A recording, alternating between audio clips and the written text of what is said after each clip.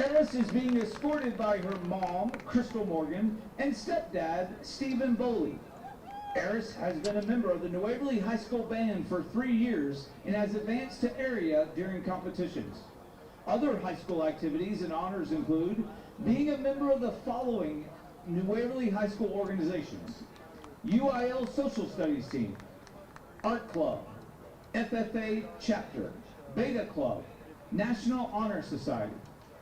After high school, Eris plans to attend Sam Houston State University to pursue a degree in forensic chemistry and then go to the Commonwealth Institute of Funeral Service to obtain her license as a mortician.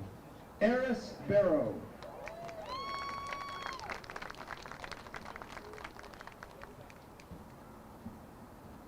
Our next senior is Leila Visco. Leila is being escorted by her parents, Renee Gardner and Jimmy Paget, and brothers Kaysen and Hud Visco. Leila has been a member of the New Waverly High School varsity cheer team for 4 years when she served as co-captain her junior year and is currently serving as the team's captain. While being a varsity cheerleader, Leila has earned the title of All-American Cheerleader for 3 years. She's also a member of New Waverly High School's FFA chapter for 2 years and yearbook staff for 1 year. After high school, Leila will attend Texas Tech University and plans to major in psychology, pursuing a career as a psychiatrist. Leila Visco.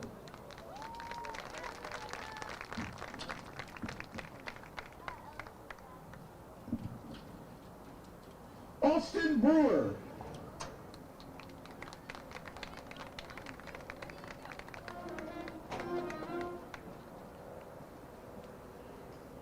Austin is not here. We're going to move on to our next one. Our next senior is Ben Dossi. Ben is being escorted by his mom, Chrissy Dossi. Ben has been a member of the New Waverly Bulldog football program for 6 years. Other activities and honors include the New Waverly High School powerlifting team, the track team, student council, and FFA. This year, Ben was crowned as the 2025 New Waverly High School Homecoming King. After high school, Ben plans to pursue a degree in agribusiness. Ben Dossi.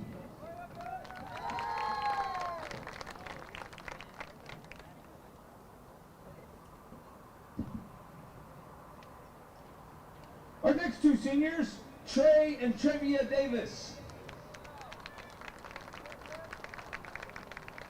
Trey and Trevia are being escorted by their mom, Rachel McCoy, and sister, Lakita Sanders. Trey has been a member of the New Waverly High School football program for 4 years. He's also a member of the high school basketball team and track team. After high school, Trey plans to attend trade school to become a wind turbine technician. Now, Trevia has been a member of the New Waverly High School football team for 3 years and has played a crucial role as a 3-year starter. In 2024-2025, he was named as a first-team all-district safety. Other activities include the high school track team. After high school, Trevia plans to attend trade school to become a collision technician. Trey and Trevia Davis.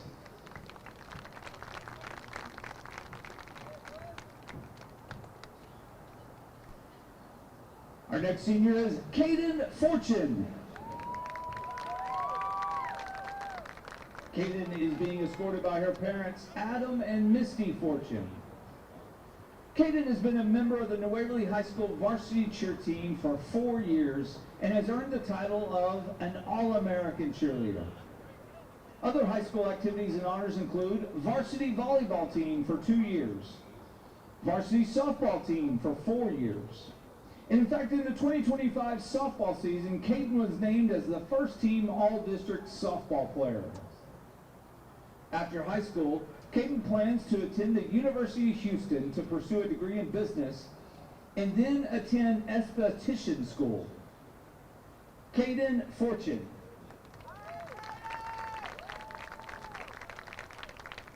Our next senior, Presley Gladen.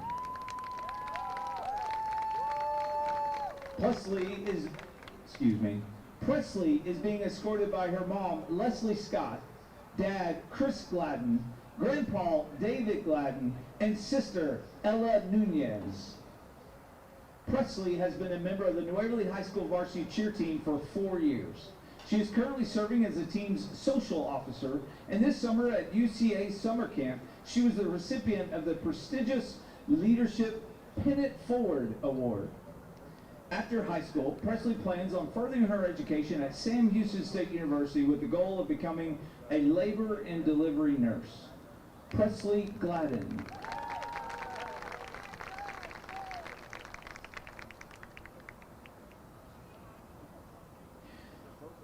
Our next senior, James Harrison.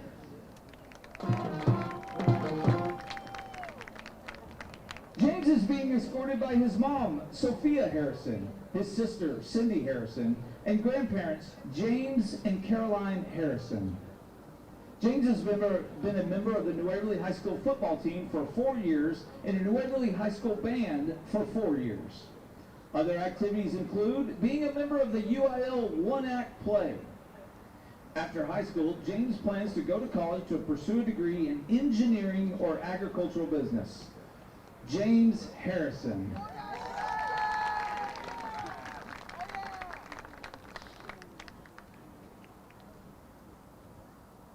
Now introducing Jackson Hathorn. Jackson is being escorted by his parents, Jared and Amanda Hathorn, and Brian and Kayla Norvell, and siblings Case and Allie Joe. Jackson has been a member of the New Waverly High School football program for 4 years. His sophomore year, he was named first team all-district defensive tackle. In his junior year, he was named first team all-district defensive end. This season, Jackson has been a 2-time winner of the Huntsville Items Player of the Week.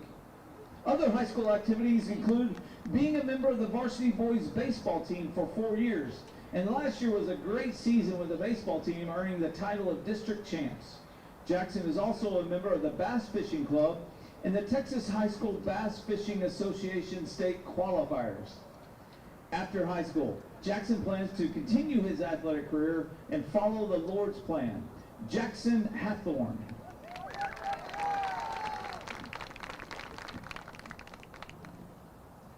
Our next senior is Zachary Hilton.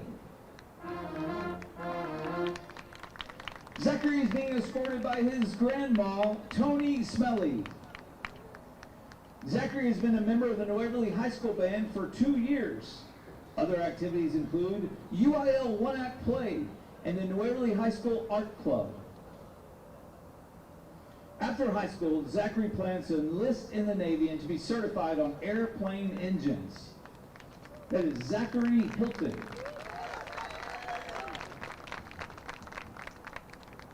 Our next senior is Stephanie Morris. Stephanie is being escorted by her parents, Roger and Kathy Morris, and her brother, Ethan Morris. Stephanie has been a member of the band for 7 years, a member of the New Waverly High School marching band for 4 years, and a member of the Color Guard for 3 years. Other high school activities include the New Waverly High School yearbook staff. After high school, Stephanie plans to attend Sam Houston State University to obtain a teaching degree before moving to New Hampshire to enjoy the cold. Stephanie Morris.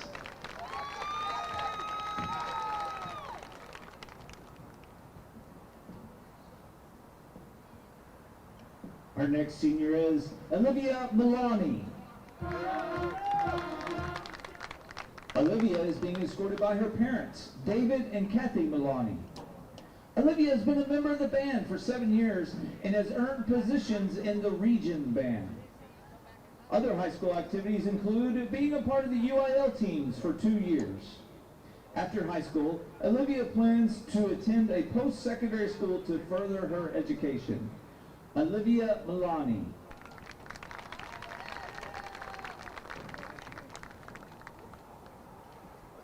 Please applaud for our next senior, Leslie Napkin.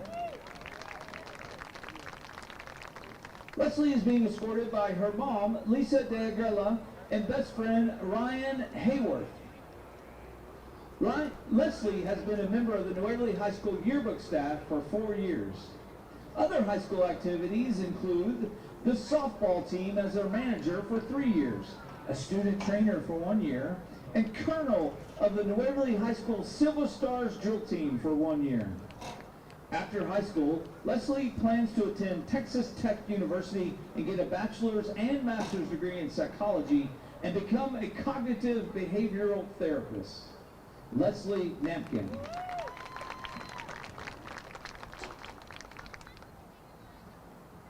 Our next senior is Ephine Ramirez Jr. Ephine is being escorted by his dad, Ephine Ramirez Sr., his mom, Yannette Sanchez, and siblings, Kylie, Educardo, Brandon, and Leonardo. Ephine has been a member of the band for 7 years, with 4 of those years as a member of the New Waverly High School marching band. Ephine is currently serving as the drum major. Ephine has earned spots in the region band and advanced to area. Other high school activities include the UIL one-act play, UIL film team, and the 4-H club. After high school, Ephine plans to attend college to study radiology so his parents can retire as soon as possible. Ephine Ramirez Jr.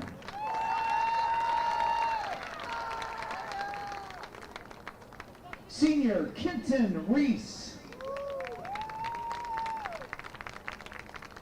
Kenton is being escorted by his parents, LaKendall and Denisha Reese, brother Kentrell Reese, and nephew Miles Jones. Now, Kenton has been a member of the New Waverly High School football program for 4 years and was named All-District Wide Receiver and All-District Defensive Back in 2024-2025. Other high school activities and honors include being a member of the high school boys basketball and track team. Kenton is an all-district basketball player and a regional qualifier in track. After high school, Kenton plans to go to college and continue to play sports. He would like to major in either kinesiology or business. Kenton Reese.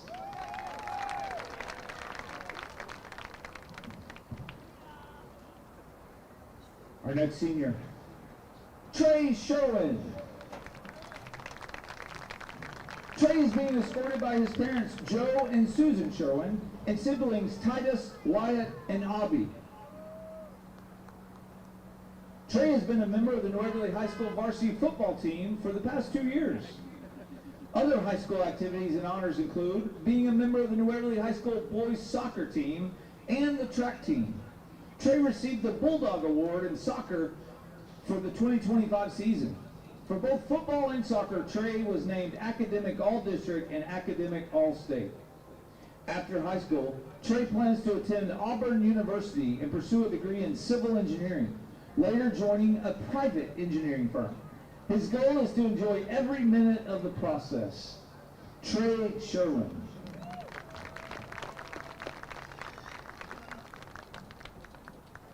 Our next senior is Matthew Shook.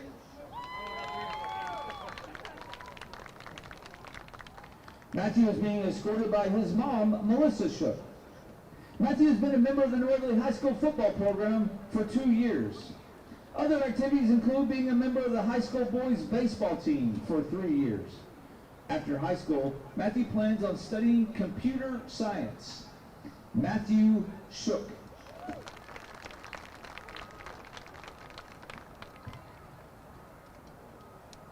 Our next senior is Allison Smith. Allison is being escorted by her mother, Rachel Smith, her father and stepmother, Freddie and Marnie Smith, and her grandmother, Joyce Paskett, and brother, Ethan Smith. Allison has been a member of the New Waverly High School varsity cheer team for 4 years. This year, Allison was crowned as the 2025 New Waverly High School Homecoming Queen. After high school, Allison plans to go to a four-year university to become a pediatric nurse. Allison Smith.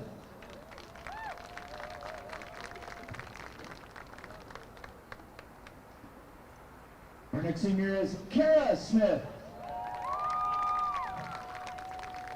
Cara is being escorted by her father and stepmom, Justin and Karina Smith, and brothers Lewis Smith and Mark Offit. Cara has been a member of the New Waverly High School varsity cheer team for 4 years.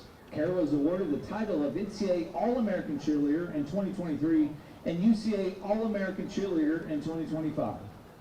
Other high school activities include the wrestling team for 4 years and the volleyball team for 2 years. After high school, Cara will continue her wrestling career at Shriners University in Kerrville, Texas, and pursue a degree in nursing to one day work in pediatrics or the ER trauma unit. Cara Smith.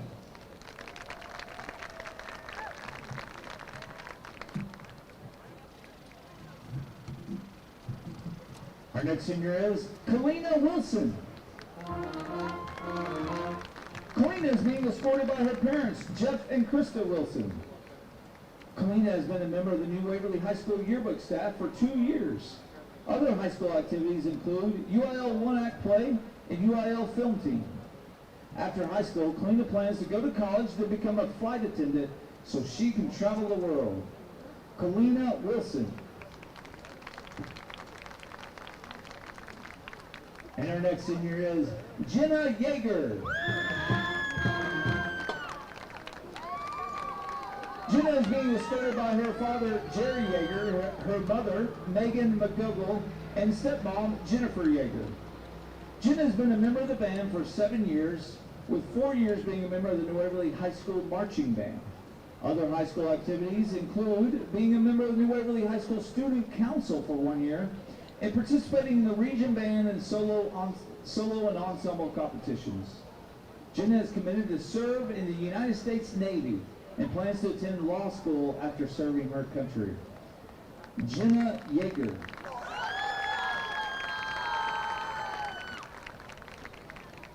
All right, Bulldog fans, let's give all of our seniors one more round of applause.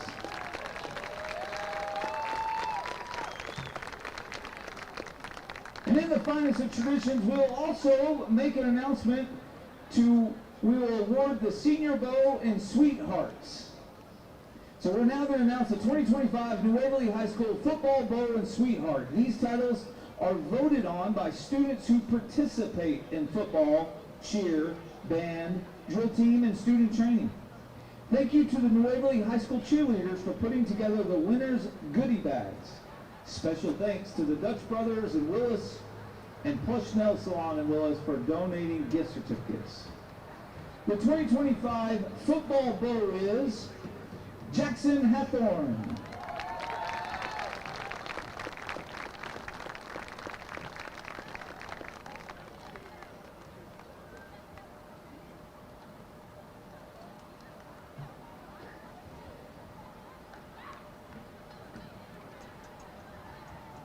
The 2025 football sweetheart is Leila Visco.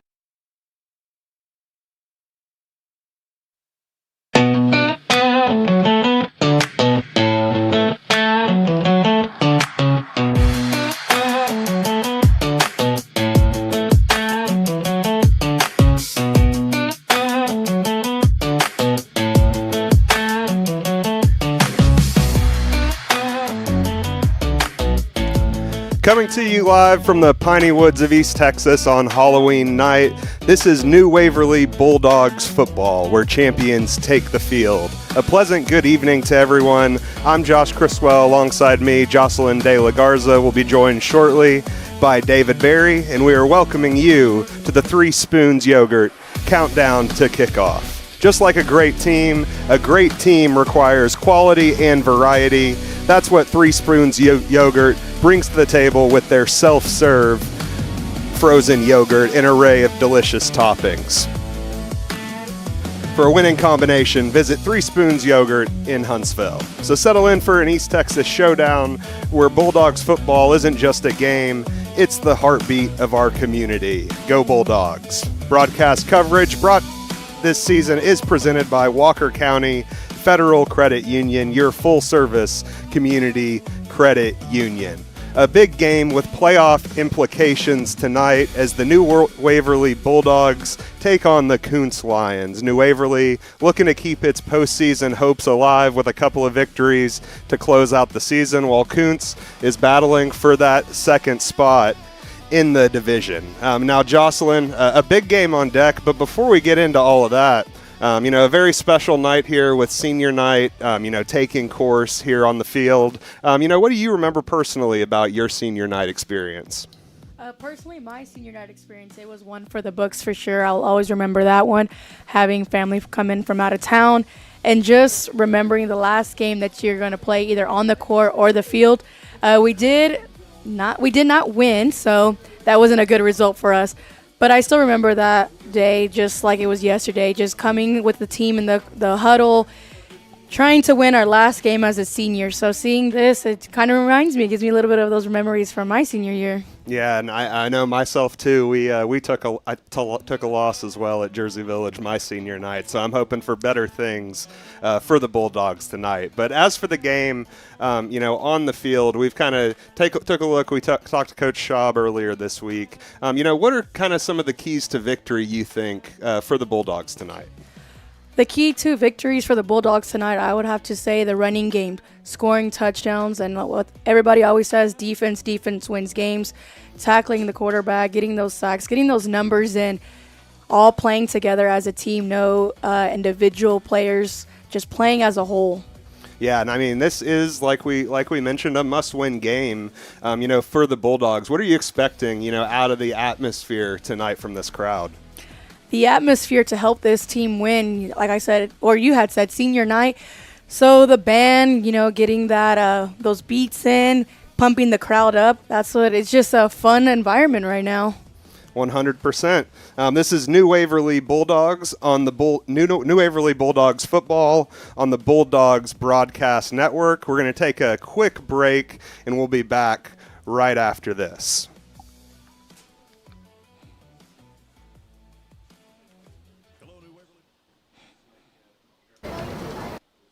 In Huntsville has got you covered. Located at 1524 11th Street in Huntsville, Three Spoons Yogurt is the proud supporter of your very own New Waverly Bulldogs. With a mouth-watering selection of flavors and a rainbow of toppings, Three Spoons Yogurt offers the perfect treat for any Bulldogs fan. Don't miss out on any of the frosty fun. Follow them on Facebook at Three Spoons Yogurt Huntsville TX for all the latest scoop. So when you're craving something cool, remember, the only thing cooler than the yogurt at Three Spoons is being a New Waverly Bulldogs fan.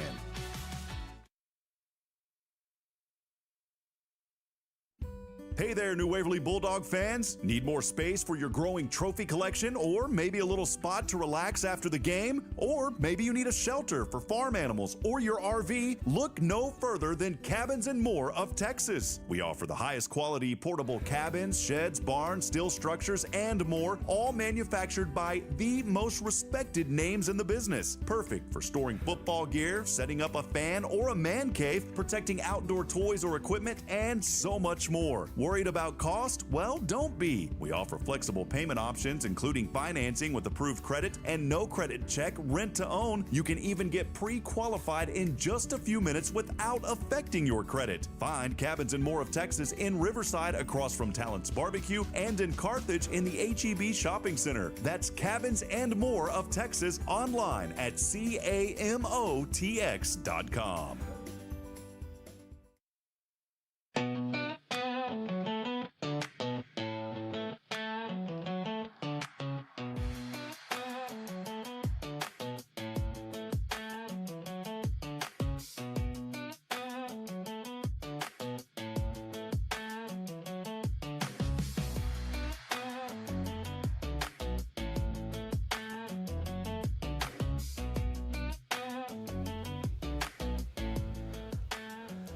Welcome back to the Three Spoons Yogurt countdown to kickoff. Three Spoons Yogurt, we're Bulldog fans. come to chill. So normally we would have Bulldogs, breaking down the Bulldogs, behind the Bulldogs, as well as our conversation with Coach Schaub. We spoke to Coach Schaub earlier this week, so we're going to relay, what we had to say during that conversation. Pregame with Coach Schaub, as always, brought to you by Cabins and More of Texas. Cabins and More of Texas, find your perfect space with Cabins and More of Texas. Visit camotx.com today. So talked to Coach Schaub a little bit earlier this week and really got some good insight about this Bulldogs team heading into what is, again, a must-win matchup tonight. One thing in particular that really stood out to me about what Coach Schaub had to say, we've seen the Bulldogs defense really kind of carry this team at a lot of points throughout the season. But really, I think one thing that really gives them a good fighting chance tonight is the fact that they have started to get things going on offense. As Coach Schaub told me, the defense has played super aggressive, again, carried the team up until the last couple weeks. And then ever since the last couple weeks, he's seen the offense really start to step up. So he says they're clicking on all cylinders. He admits, it is a little late, but they do still have a chance to make the playoffs. So again, if they can keep that momentum going, going to have a great chance to pull out a victory. And we talk about that offense, starting to hit on all cylinders. Coach Schaub mentioned to me they were averaging, just around 50 yards passing early in the season. Last week, that number was about 180. The week before that, all the way up to about 240 yards of passing, right? Coach Schaub told me, he said, we're waking up, and I think a big part of that is the fact that we are starting 8 sophomores. A very funny note from the head coach that of the 11 offensive starters, only 3 have driver's licenses, and the center is the only one on the O-line able to legally drive at the moment, right? So, some coaches always love to say that we're young, but I think this year Coach Schaub definitely has a good feel about what being young is. And, again, this is kind of something that you see a lot of the time, right? You have younger teams, you're going to have some of those early bumps in the road, but as those teams really start to find their identity, as we're seeing with this offense, it's, it can really get dangerous late in the season. So we'll see, what they have to do with that one. So again, right now, just as far as what the Bulldogs are looking like offensively, about 50-50 pass. But one of the big things, Coach Schaub, that they're going to have to do is he said that they're going to have to establish the running game, which would be no easy task, again, against a very physical and very large Kountze defensive front. So we'll take a break, and when we come back, we're going to go over some of the area matchups going on here in the area, as well as a couple of key district games that fans should be keeping an eye on.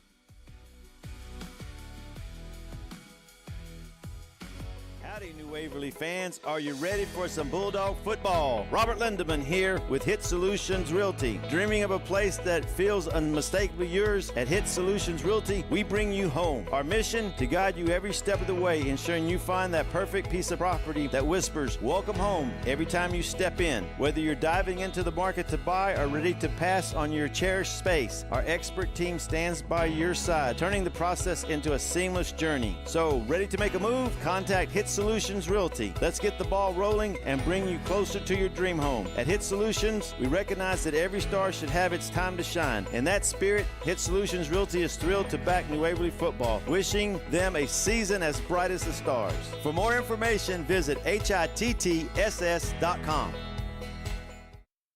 Hello, New Waverly Bulldogs football fans. Looking to beat the heat? Three Spoons Yogurt in Huntsville has got you covered. Located at 1524 11th Street in Huntsville, Three Spoons Yogurt is the proud supporter of your very own New Waverly Bulldogs. With a mouth-watering selection of flavors and a rainbow of toppings, Three Spoons Yogurt offers the perfect treat for any Bulldogs fan. Don't miss out on any of the frosty fun. Follow them on Facebook at Three Spoons Yogurt Huntsville TX for all the latest scoop. So when you're craving something cool, remember, the only thing cooler than the yogurt at Three Spoons is being a New Waverly Bulldogs fan. Hey there, New Waverly Bulldog fans. Need more space for your growing trophy collection, or maybe a little spot to relax after the game? Or maybe you need a shelter for farm animals or your RV? Look no further than Cabins and More of Texas. We offer the highest quality portable cabins, sheds, barns, steel structures, and more, all manufactured by the most respected names in the business. Perfect for storing football gear, setting up a fan or a man cave, protecting outdoor toys or equipment, and so much more. Worried about cost? Well, don't be. We offer flexible payment options, including financing with approved credit and no credit check, rent to own. You can even get pre-qualified in just a few minutes without affecting your credit. Find Cabins and More of Texas in Riverside across from Talent's Barbecue and in Carthage in the HEB Shopping Center. That's Cabins and More of Texas online at CAMOTX.com.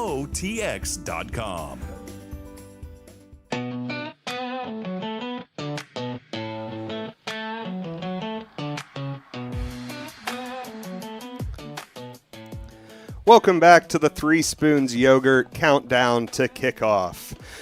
This is New Waverly Bulldogs football on the Bulldogs Broadcast Network. So just a couple of area matchups to go over, in particular some of the ones that we're going to be paying close attention to tonight. 3A Division II District 12 already had one game in the books. Newton, really delivered a dominant performance against Warren, picking up a 62-6 victory earlier this week. Obviously, we have the New Waverly Bulldogs taking on the Kountze Lions tonight here at Bulldog Stadium. But one big game that all Bulldog fans will probably be keeping a little bit of an extra eye on, heading in to the night, especially checking those scores. Once we get to halftime, we'll have some updates for you. But Trinity Tigers taking on Anderson Shiro Fighting Owls at Owl Stadium tonight. And that's a really, really big one that these Bulldog fans will be needing to pay attention for, because these are them, along with the Bulldogs, are the three teams that are fighting for that fourth and final playoff spot. So again, we're getting close to kickoff here, but before we do, got to give some love to some of our sponsors. First off, Three Spoons Yogurt, where Bulldog fans come to chill. Cabins and More of Texas. Find your perfect space with Cabins and More of Texas. Visit camotx.com today. Also, the Hit Solution Player Development and Realty, helping to instruct the stars to shine. We bring you home. So we'll take a break, and whenever we come back, we'll be getting close to kickoff and wrapping up our Three Spoons Yogurt countdown to kickoff. Waverly Bulldogs football fans, looking to beat the heat? Three Spoons Yogurt in Huntsville has got you covered. Located at 1524 11th Street in Huntsville, Three Spoons Yogurt is the proud supporter of your very own New Waverly Bulldogs. With a mouth-watering selection of flavors and a rainbow of toppings, Three Spoons Yogurt offers the perfect treat for any Bulldogs fan. Don't miss out on any of the frosty fun. Follow them on Facebook at Three Spoons Yogurt Huntsville TX for all the latest scoop. So when you're craving something cool, remember, the only thing cooler than the yogurt at Three Spoons is being a New Waverly Bulldogs fan. Hello, New Waverly Bulldogs football fans. Hey there, New Waverly Bulldog fans. Hello, New Waverly Bulldogs football fans. Looking to beat the heat? Three Spoons Yogurt in Huntsville has got you covered. Located at 1524 11th Street in Huntsville, Three Spoons Yogurt is the proud supporter of your very own New Waverly Bulldogs. With a mouth-watering selection of flavors and a rainbow of toppings, Three Spoons Yogurt offers the perfect treat for any Bulldogs fan. Don't miss out on any of the frosty fun. Follow them on Facebook at Three Spoons Yogurt Huntsville TX for all the latest scoop. So when you're craving something cool, remember, the only thing cooler than the yogurt at Three Spoons is being a New Waverly Bulldogs fan. Howdy, New Waverly fans. Are you ready for some Bulldog football? Robert Lindeman here with Hit Solutions Realty. Dreaming of a place that feels unmistakably yours? At Hit Solutions Realty, we bring you home. Our mission, to guide you every step of the way, ensuring you find that perfect piece of property that whispers, welcome home, every time you step in. Whether you're diving into the market to buy or ready to pass on your cherished space, our expert team stands by your side, turning the process into a seamless journey. So, ready to make a move? Contact Hit Solutions Realty. Let's get the ball rolling and bring you closer to your dream home. At Hit Solutions, we recognize that every star should have its time to shine. In that spirit, Hit Solutions Realty is thrilled to back New Waverly football, wishing them a season as bright as the stars. For more information, visit hittss.com.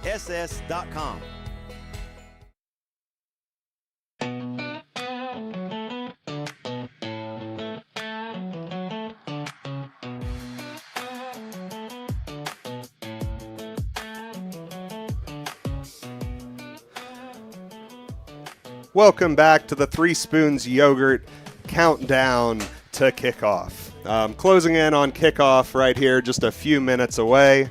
But before we do, just want to thank everybody for tuning in tonight. So we're going to be counting down to kickoff here in just a few moments. But right now, we're going to take it away and let you guys enjoy the Bulldogs taking the field for their final home game of 2025.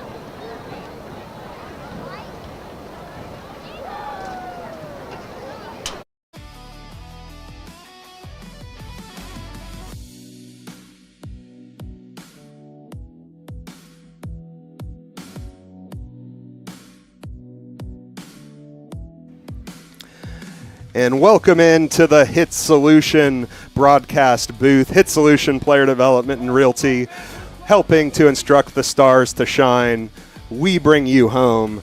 Josh Criswell alongside of me finally, my good friend David Berry joining us on the broadcast tonight. David, a must-win game for the Bulldogs. How does it feel to be out in New Waverly for tonight's big game?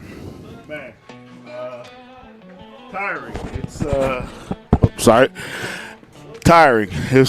I drove here from Rosenberg, Texas, but I'm excited to be here.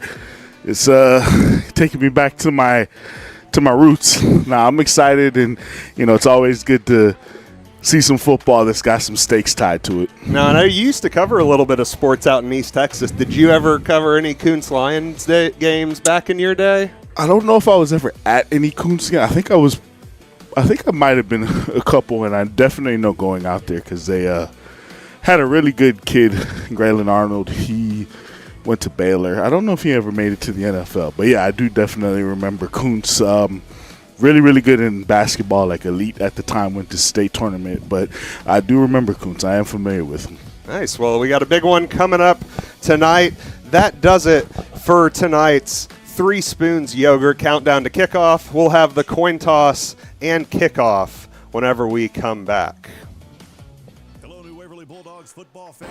Looking to beat the heat? 3 Spoons Yogurt in Huntsville has got you covered. Located at 1524 11th Street in Huntsville, 3 Spoons Yogurt is the proud supporter of your very own New Waverly Bulldogs. With a mouth-watering selection of flavors and a rainbow of toppings, 3 Spoons Yogurt offers the perfect treat for any Bulldogs fan. Don't miss out on any of the frosty fun. Follow them on Facebook at 3 Spoons Yogurt Huntsville TX for all the latest scoop. So when you're craving something cool, remember, the only thing cooler than the yogurt at 3 Spoons is being a New Waverly Bulldogs fan.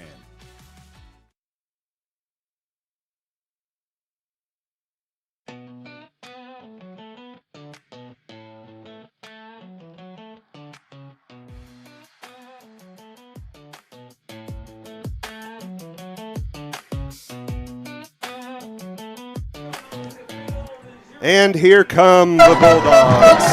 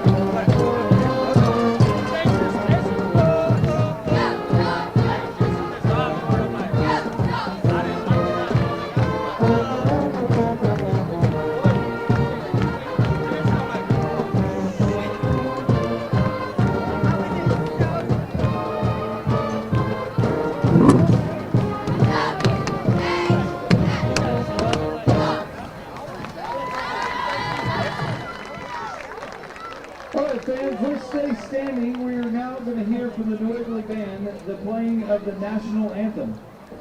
The Star Spangled Banner will be directed by Mr. Chase Dixon, who is the assistant band director. He proudly served in the Army from 2008 through 2012, while also serving a tour in Iraq during that time. Please remove your hats or covers. Remain standing for the national anthem.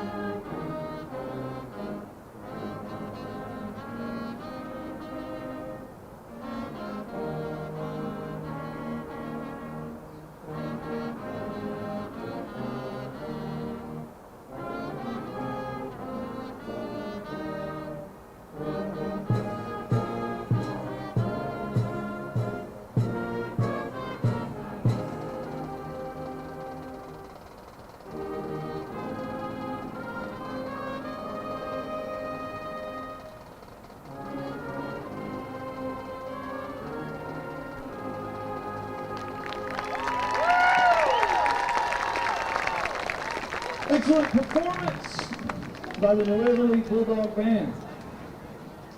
Fans will also direct your attention between the 25-yard line and the goal line that the numbers of all the Bulldog seniors are painted on the field.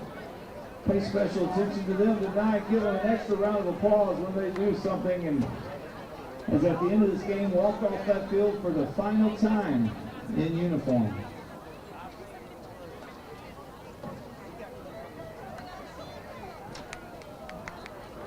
Coming out to meet in the middle of the field are captains from Kountze High School. Number 8, Kay Bumsky. Number 9, Camden Johnson. Number 11, Trace Jordan. And number 74, Mason Brothers. Bulldog captains are number 2, senior Trevia Davis. Senior number 10, Trevia. Jared Hathorn, Bulldogs red zone. Great blocking up front. Great blocking by the receivers. You know, I'm a big fan of that, being a receiver coach.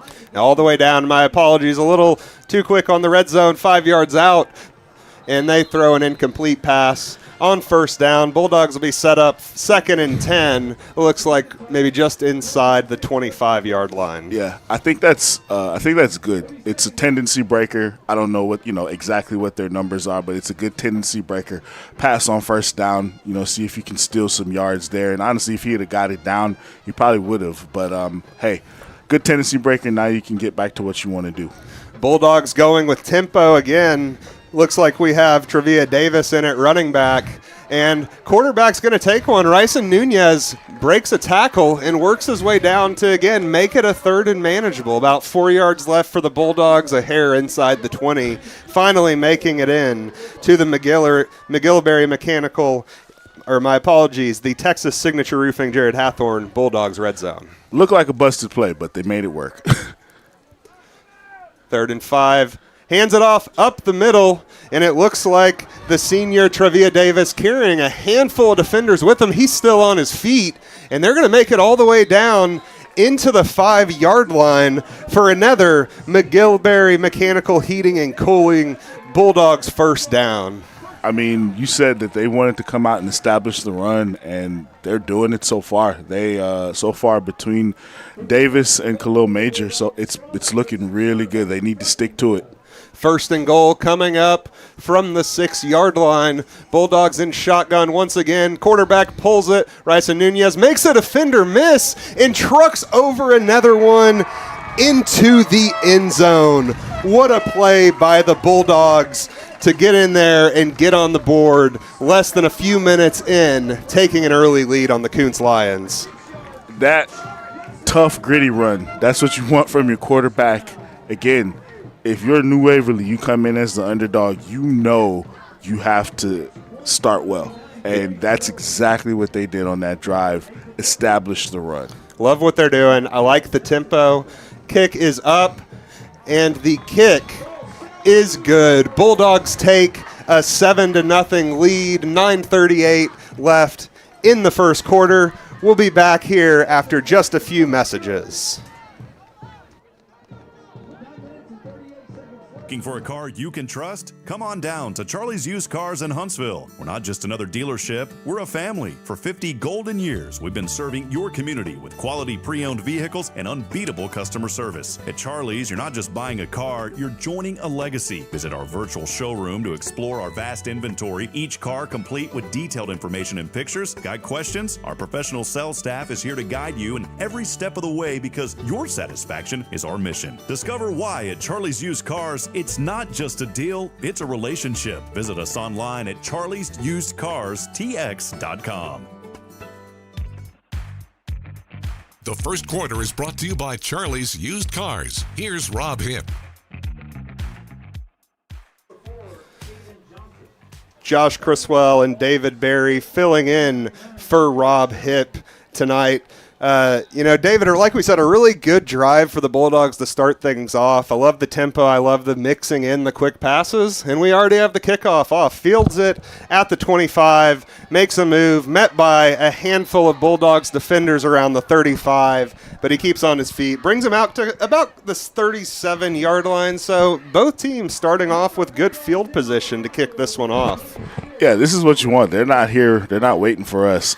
Everything's going quickly. I'm not used to it. It takes a little bit longer between the extra point and kickoff. But, yeah, they're here. They're trying to get in and get out. But, hey, good field position. It is Halloween night, so I'm sure. Nobody's going to complain about that one. Exactly. I'm interested to see now if can the defense keep it going and stop what's probably going to be a very challenging Kountze offense. Yeah, and Coach Schaub did say the key is going to be limiting the Kountze quarterback, but a great play by the Bulldogs right on that one, kicking us off right away, number 75, Isaiah Hewlings, with a tremendous tackle for loss, and Kountze already sitting at a 2nd and long, starting off their first drive of the game. Yeah, I mean, just from the first drive and this first play of the Kountze drive, you wouldn't know that one of these teams. You wouldn't know which team was 6-2 and which team was 2-7. So far, hey, New Waverly came to play, and you got to give them credit to the coaching staff for getting them up for this game so far. 100%. Bulldogs look like they might be bringing some pressure. Actually, they're just showing,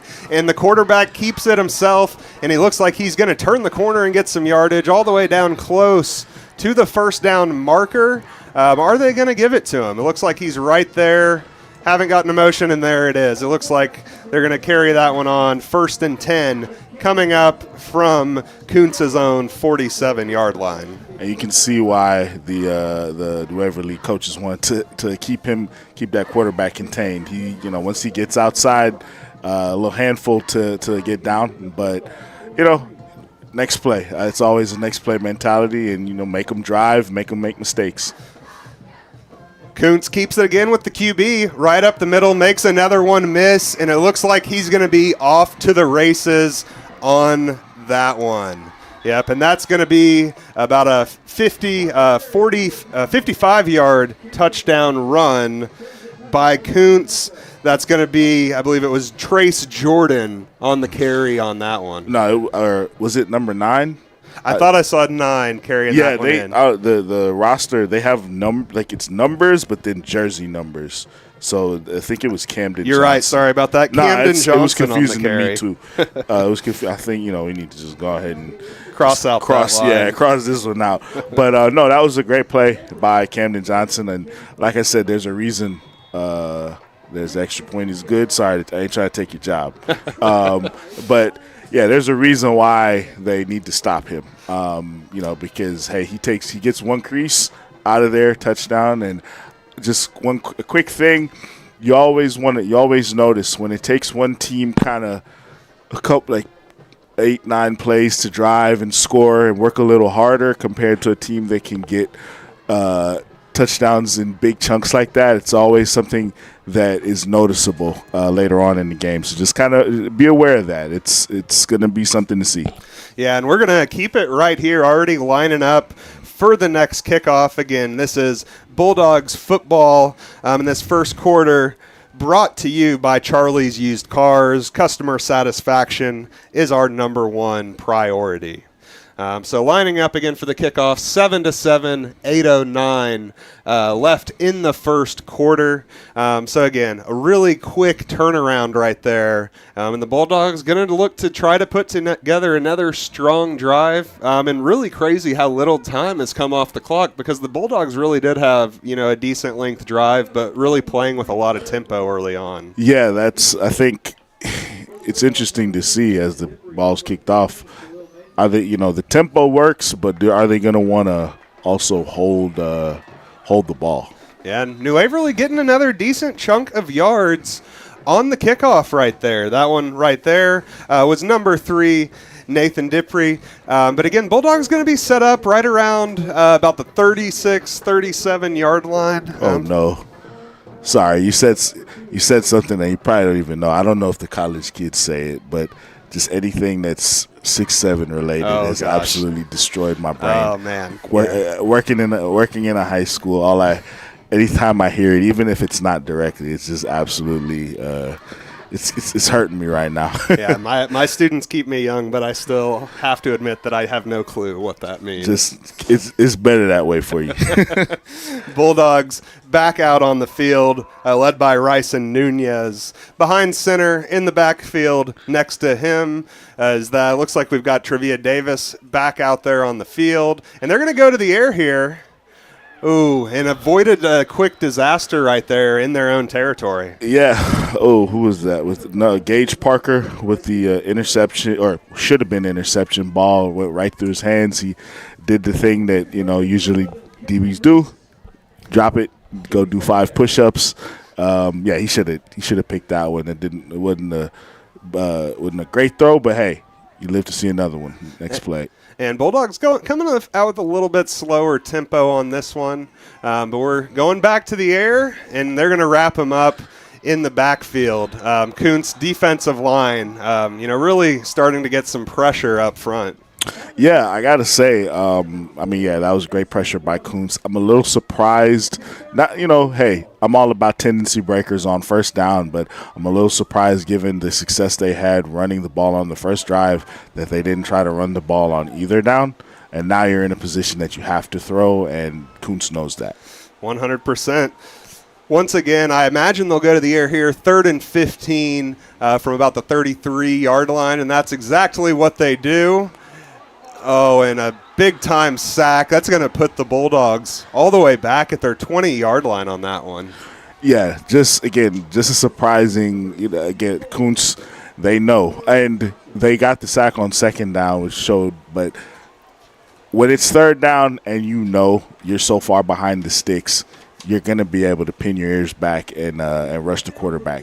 And they were able to take advantage of it. Again, just very surprised that they chose not to run the ball at all on that drive. Yeah, it'll be interesting to see what strategy they go with on the next possession. A big special teams play here for New Waverly, but gets it off clean. And looks like this one's going to be a little bit of a roller. Number 9 picks it up and gets taken down immediately. Great coverage on the play right there. Was that Otto Weinblin on the? I think it was number 20. It was number 24. I don't see number 24, not on the roster. Hey, no, great tonight, job. But shout out! What a tackle on That's that what one. you want. That's what you want right there. That's how you stay on varsity. I'm assuming he may be somebody that got called up, but hey, that's how you make plays and stay on the varsity is when you go down and make great plays on special teams. 100%. And we'll see what the Bulldogs have against this Kountze offense.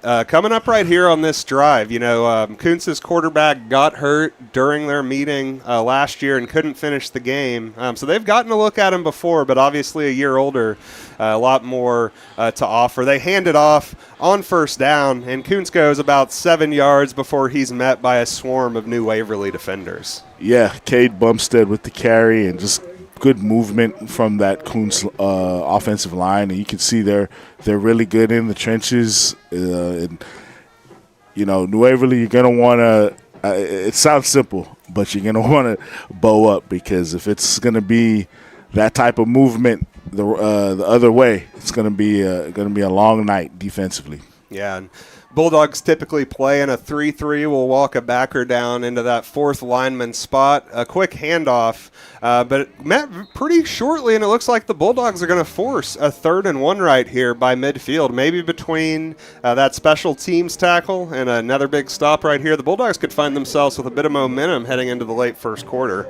Yes, you need it. You cannot.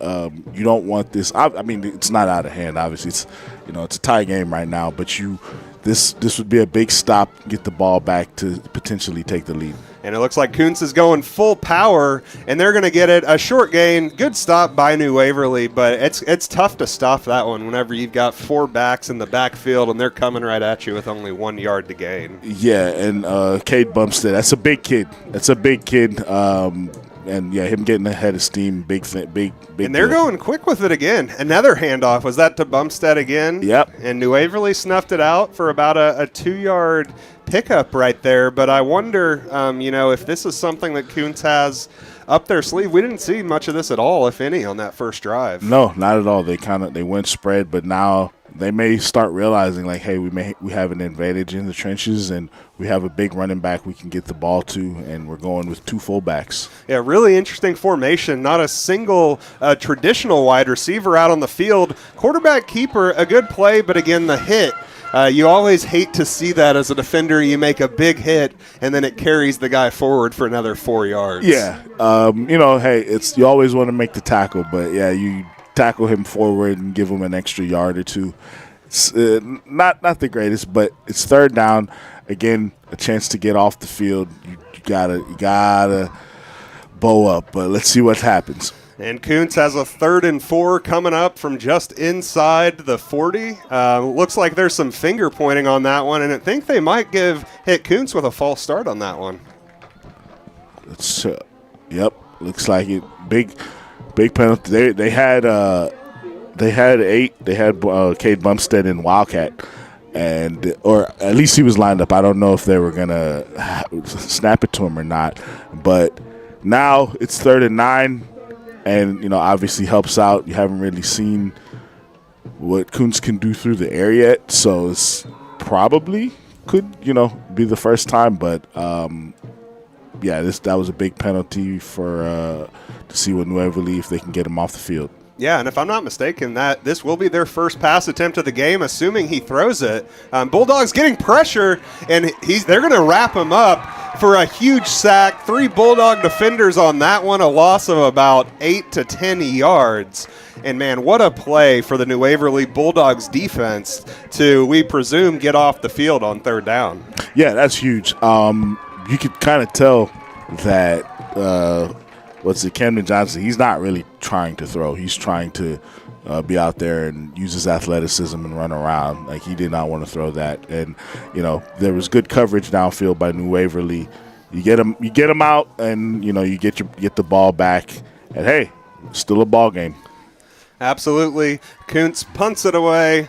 New Waverly fields it at the 15. Uh-oh, there's trouble on the play. Kountze forces a fumble and brought down at the 1-yard line. About a worst-case scenario for the Bulldogs on that one at a moment where you really felt like they could really seize some momentum right there. Yeah, that was critical. I said at the start of the game, you play complementary football, and it's going to help you win.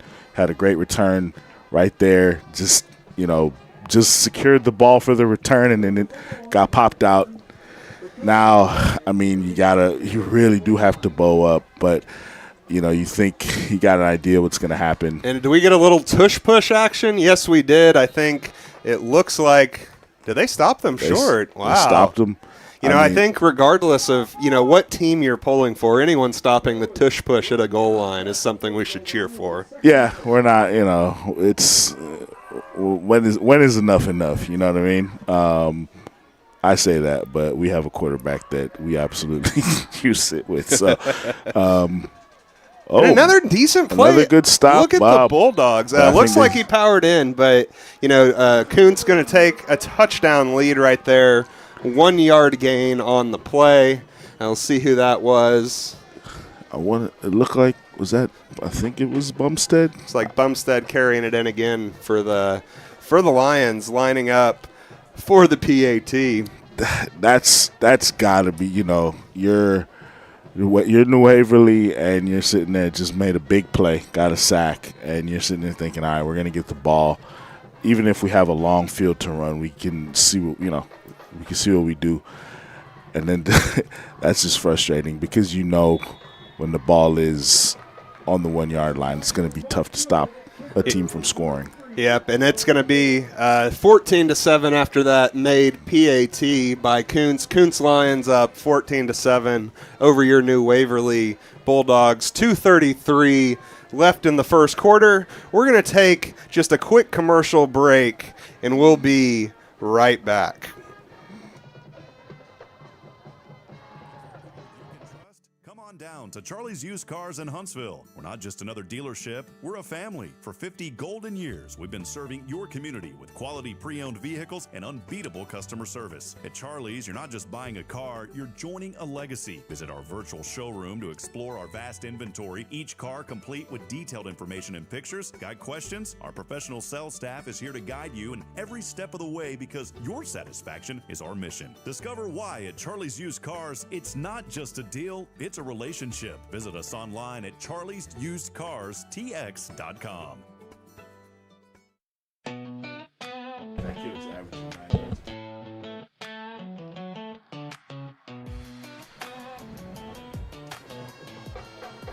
And we're back. New Waverly trails Kountze 14-7. Josh Criswell alongside David Berry. And Kountze kicks it away. A little bit of a pooch kick here. And New Waverly stumbles on it. A chance for a special teams play, but they're just going to get it right about the 21-yard line right there. Yeah. Hey, you know what? It's not ideal, but fall on the ball. Make sure you get to the offense. We've seen it happen before. Just make sure you get to offense, even if it's, not the greatest field position. You move on. Yeah, and a good learning moment following the mishap on the punt on the previous play. So Bulldogs going to take over at about their 24-yard line. And we'll see what they can do on this one. They went very run-heavy on the opening drive, mixed it up going to the air on the last one. And here they are lined up in the shotgun again. I imagine that's what we're going to see the Bulldogs out of for the remainder of the night. Goes with a little shotgun sweep. And Major makes it and turns the corner. That's how we saw that opening drive get started. Taking it up the right side, Khalil Major, and getting the Bulldogs once again close to midfield. And that's going to be a McGillberry Mechanical Heating and Cooling Bulldogs first down. Yeah, and this is the first, I would say, real adversity of the game for New Waverly. How do you respond? And like I said before the game, even if you go behind, are you going to be committed to the run? They need to be committed to the run because it's clearly been their best course of action on offense. The offensive line struggling to protect a little bit, but the run game's going well. 1st and 10 from the 36. New Waverly hands it off again and going back to that run-heavy approach that we saw on the first drive. Khalil Major with a short gain, but definitely helps make it a more manageable 6 and about 7 for the Bulldogs right there. Yep, there it is. Sorry, I'm going to always hear it. Man. Nah, you're good. It's not your fault. I'm just – by the time you leave, you're probably going to unwillingly know it. But, yeah, good run. Sorry, that's what I meant. All right. 2nd and 7 from the 38. Bulldogs drop back to pass. A quick one. Dropped it on the sideline, but I really liked the play call and really liked the throw there on that one by Rice and Nunez. I like that quick throwing action. I think whenever the Bulldogs aren't running the ball, those quick throws are really going to be, I think, their bread and butter. Yeah. You just got to look the ball in before you try to move up, try to go upfield. I saw the receiver looked at his hands. I've seen that before. But, yeah, you just got to look the ball in before you get upfield. But, hey, he'll be all right.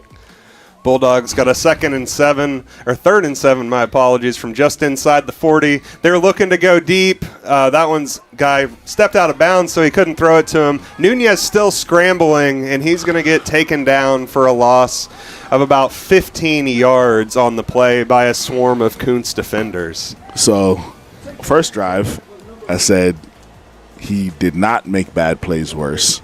And on that one, it wasn't worst case scenario necessarily, but he made a bad play worse. Obvious, and I see the coach kind of talking to him right now and giving him an earful.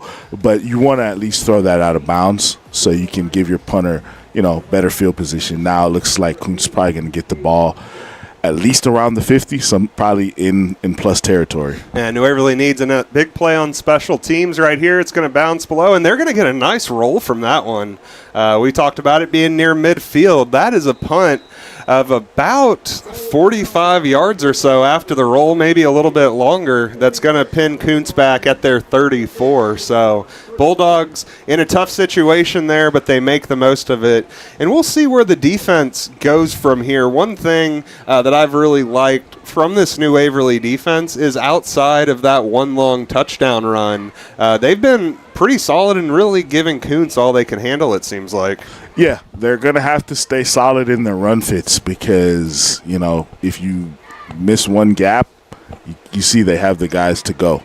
Kountze has the guys to get out and, in space, and they're fast. So stay solid in your run fits. I think you're going to have to force Kountze to beat you through the air. Empty backfield. They hand it off to Bumstead on the sweep, and he'll get about 5 yards on the carry. What do you think about that play call to open things up for Kountze? Good. It's testing New Waverly horizontally. I think that's, it's a good try. I mean, you get the yards that you can get on first down because now you have 2nd and 3 and you basically have the entire playbook open. I still think they're going to run it just because I don't know if they really want to pass very much. But, hey, you can at least take a shot passing if you want. And we'll see what they do here. Back in the shotgun after going a lot out of the power formation, but they still keep it on the ground up the middle for a gain of about 8 yards, and that's going to give Kountze a 1st down and 10 from their own 48-yard line. Yeah, I think Kountze is going to be comfortable as we come up on the end of the first quarter. I think Kountze is going to be comfortable just living with that running game. I think they know that if they get, they keep running it, they want to break some long ones, but I think they're good for right now. All right, that does it for the first quarter. Kountze Lions lead your New Waverly Bulldogs 14-7. We'll be back after a quick break. Project that needs to be done right, trust the experts at Slot Construction. Serving Southeast Texas since 2005, Slot Construction is your leader in site prep work. From clearing land and building new roads to constructing ponds and underground utilities, they prepare and deliver with precision and efficiency. Whether it's for your home or your business, Slot Construction has you covered. Visit slotconstruction.com to learn more about their full range of services. SLOTT construction.com, where quality meets commitment. Looking for a car you can trust? Come on down to Charlie's Used Cars in Huntsville. We're not just another dealership, we're a family. For 50 golden years, we've been serving your community with quality pre-owned vehicles and unbeatable customer service. At Charlie's, you're not just buying a car, you're joining a legacy. Visit our virtual showroom to explore our vast inventory, each car complete with detailed information and pictures. Got questions? Our professional sales staff is here to guide you in every step of the way because your satisfaction is our mission. Discover why at Charlie's Used Cars. It's not just a deal, it's a relationship. Visit us online at Charlie's Used Cars. And we're back from Bulldogs Stadium here in New Waverly. 1st and 10 Kountze just inside their own 50, and a little bit of trickery, quarterback lead blocking, and he has some room to run, but a really nice play there by New Waverly. Number 33, Colin Napkin on the play to just force that one back inside and prevent a big play. Yeah, they know they want to run the ball, but what they did, they were going to go with like a jet sweep, an outside run to Cade Bumstead. But then they ended up handing the ball, I believe it was to Trace Jordan, going back the other way. Everything went totally against, and they got the 1st down. And Kountze with a 1st and 10 from the 41-yard line of New Waverly. They break one up the middle. Bumstead is going. He's got some room to run, gets taken down just inside the 5-yard line. It's going to be a 1st and goal coming up for Kountze with a chance to make this a 2-touchdown game here early in the second quarter. Yeah, it looked like New Waverly blitz didn't get there, and then if you blitz and don't get there, once running back gets to the second level, it's off to the races. And I mean, at least New Waverly was able to get the guy down before the end zone, but now they're looks like they're at the 5, so it's very close. Shotgun snap, handoff up the middle, met by a swarm of Bulldog defenders, and they get Bumstead down after a short gain, maybe a yard on the play.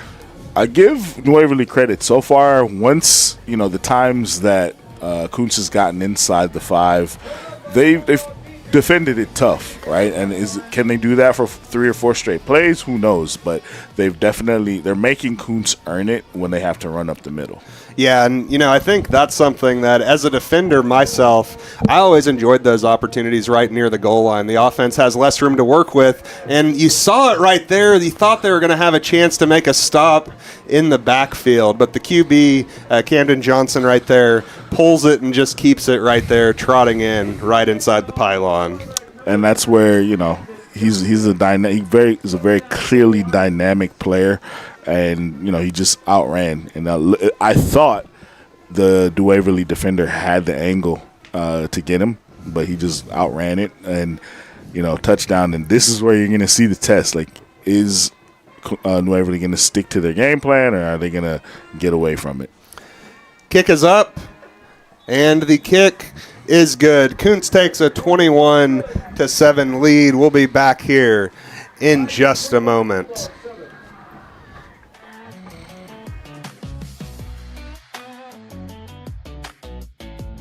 When you've got a serious project that needs to be done right, trust the experts at Slot Construction. Serving Southeast Texas since 2005, Slot Construction is your leader in site prep work. From clearing land and building new roads to constructing ponds and underground utilities, they prepare and deliver with precision and efficiency. Whether it's for your home or your business, Slot Construction has you covered. Visit slotconstruction.com to learn more about their full range of services. SLOTT construction.com, where quality meets commitment.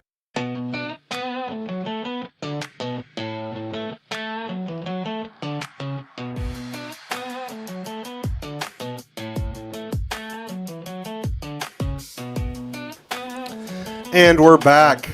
New Waverly trails Kountze 21-7, 10:32 left in the second quarter. Second quarter brought to you by Slot Construction. For both residential and commercial construction, site preparation, and forestry services in Southeast Texas, turn to Slot Construction, your reliable partner since 2005. So a big offensive possession coming up for New Waverly. They fielded a little bit of trouble on the kickoff once again. Oh, and what a hit right there. That was Kountze, number 18, Mason Thomas, with a big hit.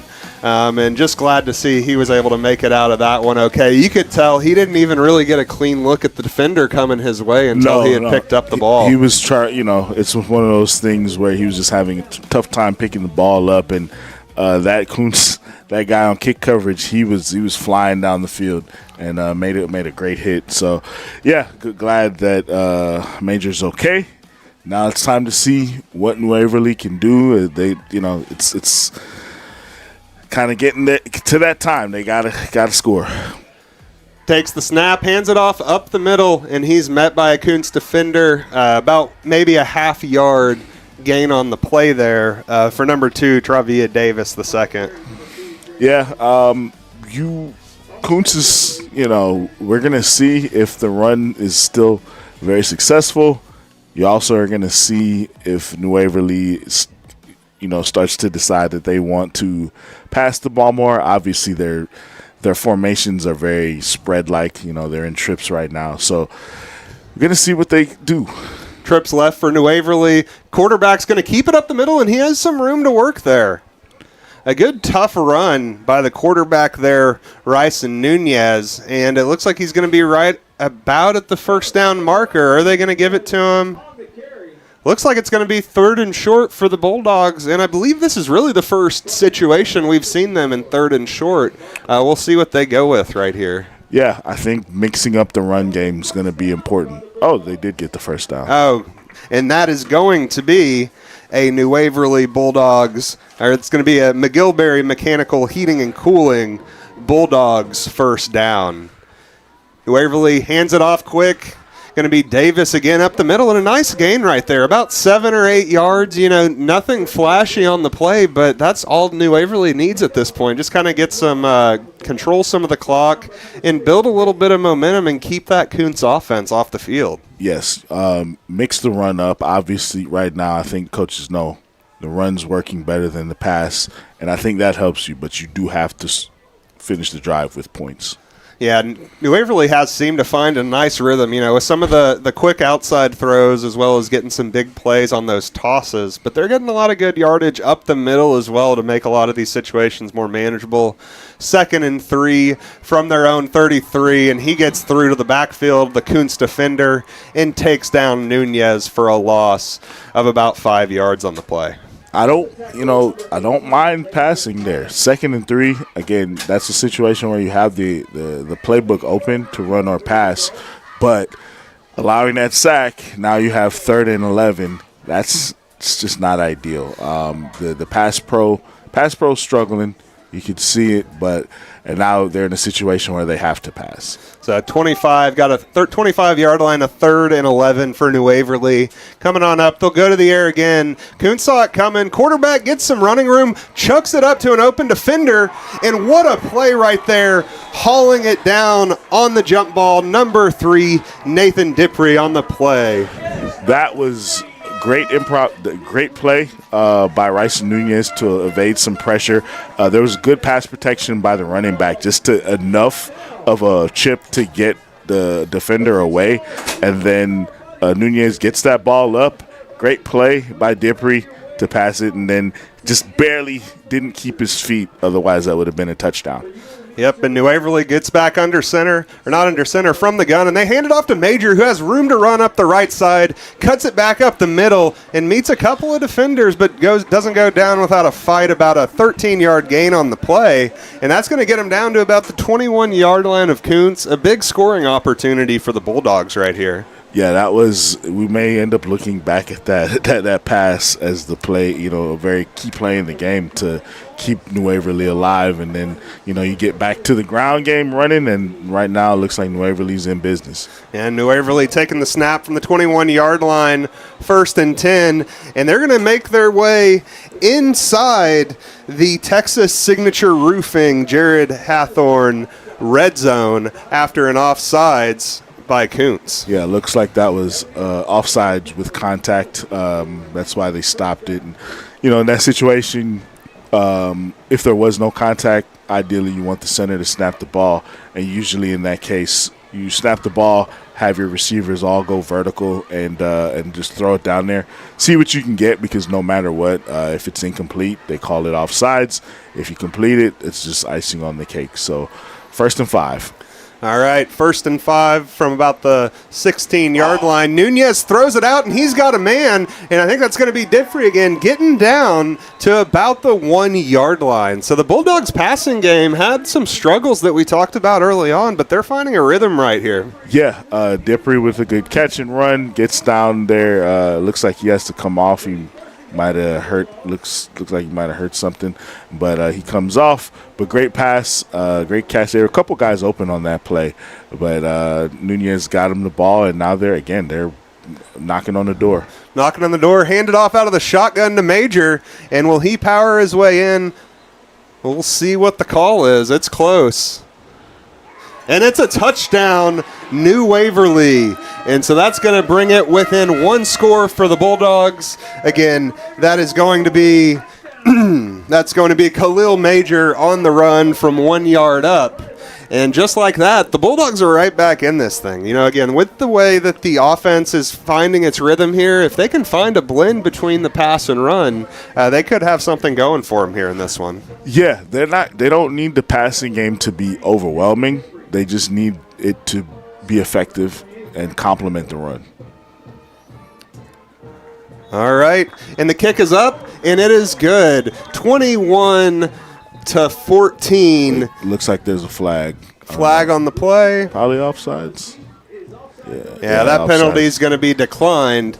And we're going to go take a quick break, and we'll be right back with our scoring recap. Done right, trust the experts at Slot Construction. Serving Southeast Texas since 2005, Slot Construction is your leader in site prep work. From clearing land and building new roads to constructing ponds and underground utilities, they prepare and deliver with precision and efficiency. Whether it's for your home or your business, Slot Construction has you covered. Visit slotconstruction.com to learn more about their full range of services. SLOTT construction.com, where quality meets commitment.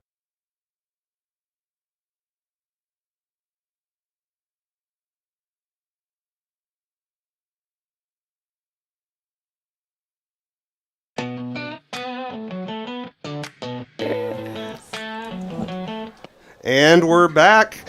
Bulldogs again cut the lead down to 7 points right there. 6:25 left in the second quarter. We're going to toss it over to Jocelyn De La Garza for our scoring drive summary. Yes, for our first touchdown of the game was quarterback Rice Nunez. He scored the touchdown minute 9:38 with the run drive, and then the second touchdown by Khalil Major, number 15, with that scoring 21-14. And a huge play by the Bulldogs on the onside kick. Is that going to be a flag? I don't know if it is or not. It looked like it might have rolled across the 10-yard line that you needed it to get to. And we'll see where it goes from here. Yeah, I think somebody it was either offsides or somebody from New Waverly touched it. Those are the only two things I could think of. What I could see from my vantage point is it looked like it was about to stop short, and at the last minute, while everyone was getting away, it looked like it might have rolled across to about the 51-yard line or so. It got past, but like you said, it looked like it was going to roll kind of sideways to the sideline at the last second. So I don't know if a player touched it or if there was an offsides. Right now both head coaches have the same pose, waiting on the call. I don't know. It seems like all the officials right now are meeting to discuss it. It's a huge call, because if New Waverly gets it, that's the momentum is squarely with them. And Coach Schaub loves to do that. He'll take that chance and really capitalize on the momentum.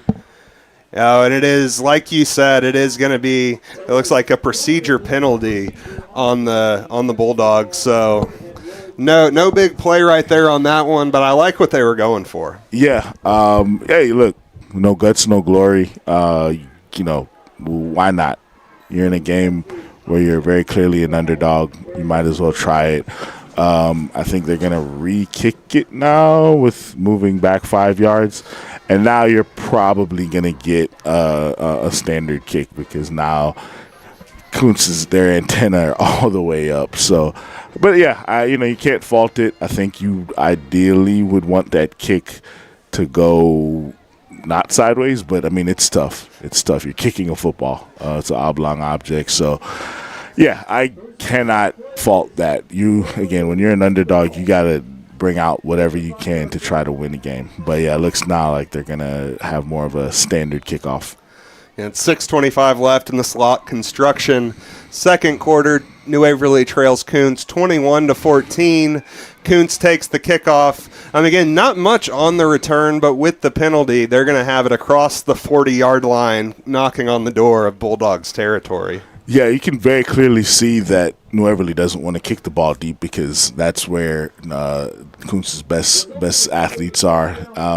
So you kind of figure you'd rather sacrifice giving up a couple yards and giving them good field position, maybe, where they are around the 43. You'd rather give them that than give the ball to one of their better athletes, and he takes it all the way back for a touchdown. So it's kind of one of those trade-offs. All right, we'll see what the Bulldogs defense, has to offer on this drive. Again, seems like the Bulldogs have been playing pretty stout defense. It's just those handful of big plays that have been the difference in this one. Yeah, right now it's so far been some long runs.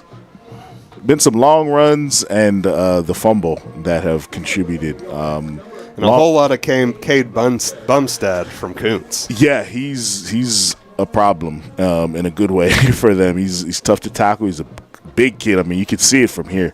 He's a big, good-looking kid. And, yeah, if you hand him the ball, he looks like he's got some speed on him, so he can run through you or around you. Yeah, and you have that power rushing threat. You've got the speed with the quarterback, so it is a dangerous dynamic.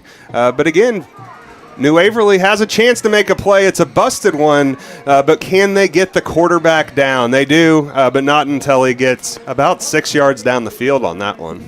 That could be so much worse in both directions, because that's one that could have, been a 3 or 4 yard loss or worse. And it's also one when an athlete like that reverses field. If you're not sound in, backside contain and everything, he could easily slip out the back way for a touchdown. Hey, I played football against Russell Shepard in high school, and he did that exact move to me for about 75 yards to the house. So I know exactly what you're talking about. No shame. So, they actually did a good job to keep that from actually being way worse than it could have been. Yeah, and we're going to have is this going to be 4th down and looks like about 2. 4th down and 2. Another huge play for the Bulldogs defense.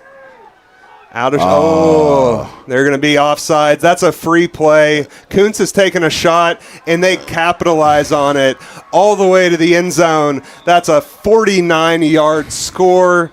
Another touchdown for Kountze. Camden Johnson, and that one was to trying to see the number on that one on the play for Kountze. But again, a 41-yard touchdown pass, a flag on the play, but it looks like that's clearly going to be the offsides. I want to say that's Trace Jordan that caught that one. Just caught it down the seam. Yeah, Trace Jordan. Yeah, he caught it down the seam.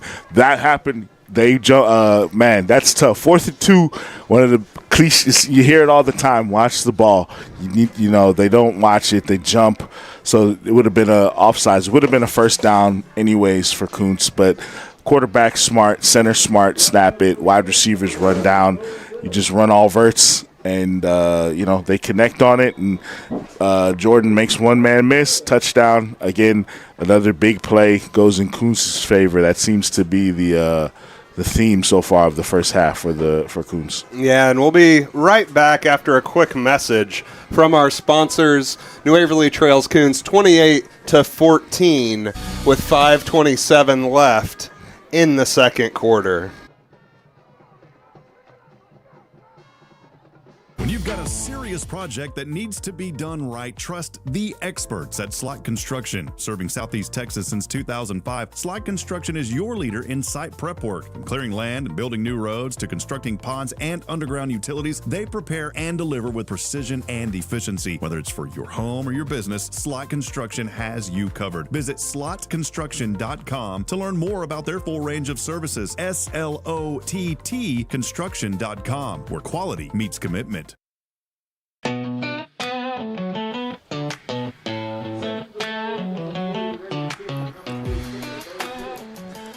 And we're back with New Waverly Bulldogs football. This is New Waverly Bulldog football from SHN Sports. New Waverly takes the kickoff and gets a little bit of yardage, makes a man miss, and they have room to run. They're across midfield, and they might get a flag. That's going to be another 15 yards on top of it. And just like that, New Waverly is going to be knocking on the door of the red zone. Great return there from Nathan Dippery. He might be one of my favorite players. I don't know if it's because he's a wide receiver or what, but he just made a great play. Stayed in bounds when he looks like he could have went out of bounds a little earlier on that play. Gets probably another 15 or 20 yards, and then gets dragged down out of bounds. Pretty clear, like it wasn't like an egregious call, but you could just tell the Kountze kick coverage guy just dragged him out, and he was already out of bounds. So that's going to be another 15 yards. Going to give New Waverly some great field position and another chance to kind of keep this game within reach. Yeah, and New Waverly back out there. Looks like they're going to start this drive inside the Kountze 30-yard line. So, again, the New Waverly Bulldogs putting together a really solid drive. I really liked what we saw, the mix on that last offensive possession. And here they started out 3 trips to the right, and we'll see where they go on this one. Nathan Dippery making a bunch of big plays for them at the moment. Yeah, he basically helped them score that touchdown on that last drive, and now that kick return helps set them up with great field position. And Khalil Major takes a sweep toss in the backfield and makes a couple men miss. That was a busted play that easily could have gone for a loss, and all of a sudden he turns it into a 6-yard gain. Yeah, it was a good play. Like you say, it looked like it kind of broke down in the backfield, but he kept it going, and positive yards is what you want.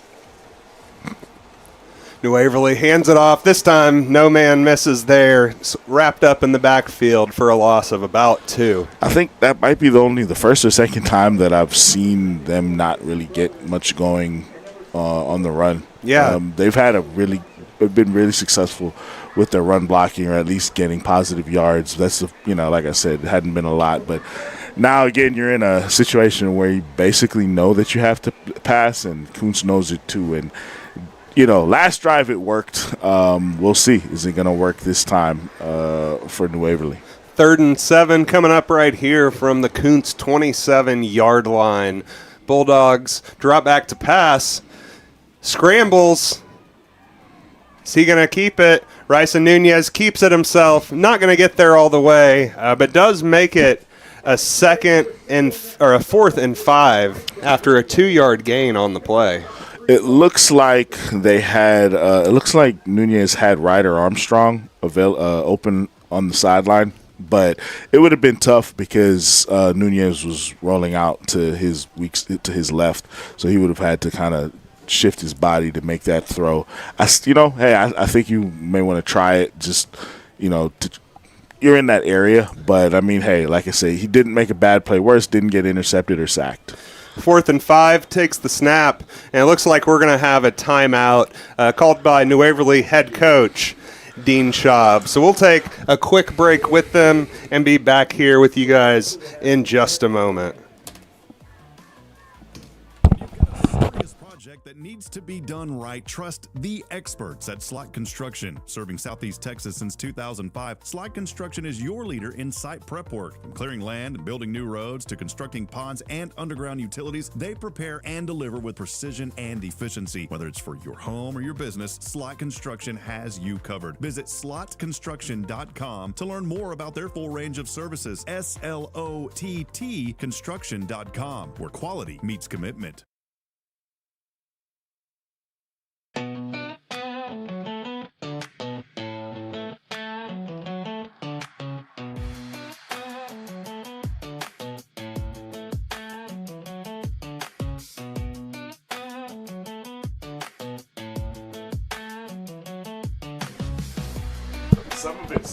And we're back. New Waverly takes the field for a big 4th and 5 coming up right here. Trips wide to the right, and we'll see what the Bulldogs do here coming up on 4th and 6. Takes the snap, looks to his left. He's looking to the end zone, makes a man miss, and he has room to run up the right sideline, cuts it up the field to make sure he gets to the first down marker. And again, another good play improvising by Ryson Nunez, making a man miss and converting a clutch first down, and that is going to be a McGilberry Mechanical and Heating Cooling Bulldogs first down to take you into the Texas Signature Roofing, Jared Hathorn, Bulldogs Red Zone. Jared Hathorn, Texas Signature Roofing, offering exceptional roofing solutions and services that meet a commitment to community values. 1st and 10 from inside the 20, hands it off to Major, who gains about 5 yards before being taken down by the sideline. So going back to that last play, you can see Kountze was in man coverage, and because of that, they had everything covered downfield, but the protection was good enough to give Nunez some time to kind of survey. Once he realized everything was covered, he took off and ran, got the first down. Great play. Yep, and New Waverly with about a 2nd and 6 coming up, and they're going to go trips left this time. Bulldogs really liking to spread out the defense right here, and it's worked for them so far. Another handoff up the middle. This time Major trucks a defender, and that's going to set him up with a 3rd and 1 just inside the 10-yard line. Yeah, I think, because we do it as well. What you want to do is you spread them out to run the ball. So if you spread them out, you give the defense, kind of try to put them in a bind where if they don't man up outside, you can try and take your shots with the pass. But then if they put an extra defender, that leaves the box a little less cluttered, so you run it. So that's what they're trying to do. They're spreading you out to run it, and so far it's working for them. And no surprise here, clock ticking down to around 2 minutes. Bulldogs wasting some clock, and might as well. Hand it off. No, it's going to be a QB keeper. Makes a man miss. Met by a swarm of defenders. Taken down for a loss, of about 1 or 2 yards. David, you've got 4th and 3, maybe 4th and 4 coming up from the 10. If you're New Waverly, would you go for this one? Yes. So first, I don't think they wanted to run that play, but the difference between the game clock and the play clock looked like it was not what they probably wanted it to be. So I think they were hoping to get that to the 2-minute timeout, but they just couldn't. But yeah, I would, because look, again, you're the underdogs in this game. What do you have to lose? If you don't make it, Kountze has to go about 90 yards. And they have, I don't know how many timeouts they have. Oh, sorry. They have all 3, but they still have to go all 90 yards. And if you make it, you can try. And I think you have to trust that your running game has really looked good so far tonight. Yeah. So I think you trust your run game to get what that looks like about 4 yards. Trust it, live with the consequences, and then if you don't, your defense really hasn't played that bad. It's been the big plays that they've given up, which, obviously you don't want to, but I think you go out and you trust your offense, which it looks like they are, to go get this first down, and then you live with the results.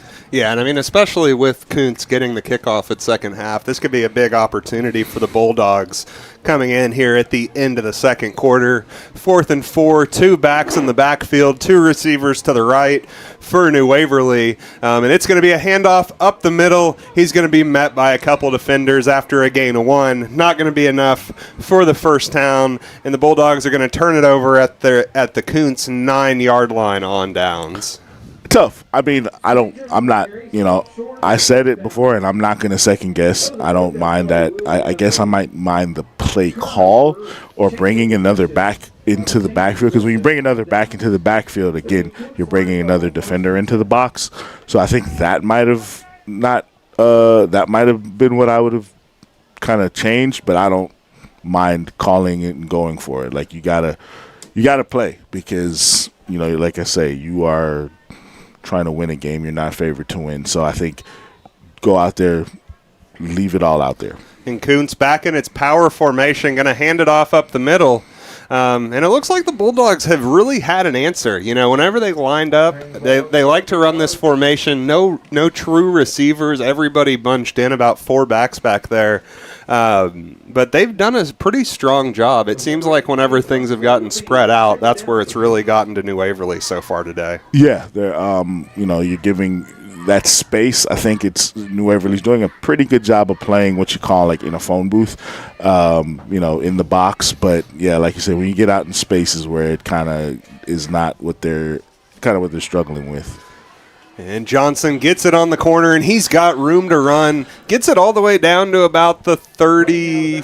Looks like he was knocked out a little bit earlier than it looked like. 26-yard line. So not quite as dangerous as it looked on at initial glance. Good run. I mean, he gets out there in space. This makes me wonder. I mean, there's 1:11 left. Are they satisfied with going in up, 28-14? I feel like with 3 timeouts, you want to spread out or trying to get down the field and score to go up 3 touchdowns to get the ball back and go up 4 touchdowns, but I don't know. And another stop in the backfield, or near the line of scrimmage, I should say, for the New Waverly Bulldogs. So, again, the up the middle running, the Bulldogs have seemed to have a really good answer, and that's pretty impressive just considering the size that we see up front for Kountze. Yeah, Kountze has some good size, but one of their probably their biggest guy, just had to go off. Carson Martin, big kid. Again, I'm very surprised right now. 3 timeouts. And they're not even trying to pass the ball. And he gets one up the middle and makes a man miss. Is that Bumstead again? Looks like it is. Getting them close to midfield. You wonder if they're going to take a timeout there. I guess that's what I don't know. I'm going to assume that's what they were hoping for, was to bust a big play. And then, right now they're at the 47-yard line. At their own 47. So I guess they may try to go, but I mean, from the time they had 1:11, and now they've let, it's down to 28 seconds left, 2 timeouts, and you still have to go, 53 yards? I don't know. I just feel like you could have maybe called a timeout already. I mean, look, coaching is tough. Time management is tough in the last 2 minutes of the half or the game. Just my thought, but yeah, I just feel like if you have a chance here to go up 35-14 and then you get the ball back to go up 42-14, potentially, which would be a knockout blow in this game. So I'm just kind of surprised it seemed like they're not up-tempo like I thought they would. Back out on the field, getting ready for the snap. 1st and 10 from the Kountze 47-yard line. Takes it Another reverse. Not a lot of men out there for New Waverly, but they do. Oh, they had contain on the outside, but then they lost it. They do manage to force number 4 for Kountze. That's going to be Caden Johnson out of bounds. So still outside of field goal range. 19 seconds left on the clock. So, again, Bulldogs flirting with danger right here, but they're just 1 or 2 defensive plays away from escaping here, only down 14.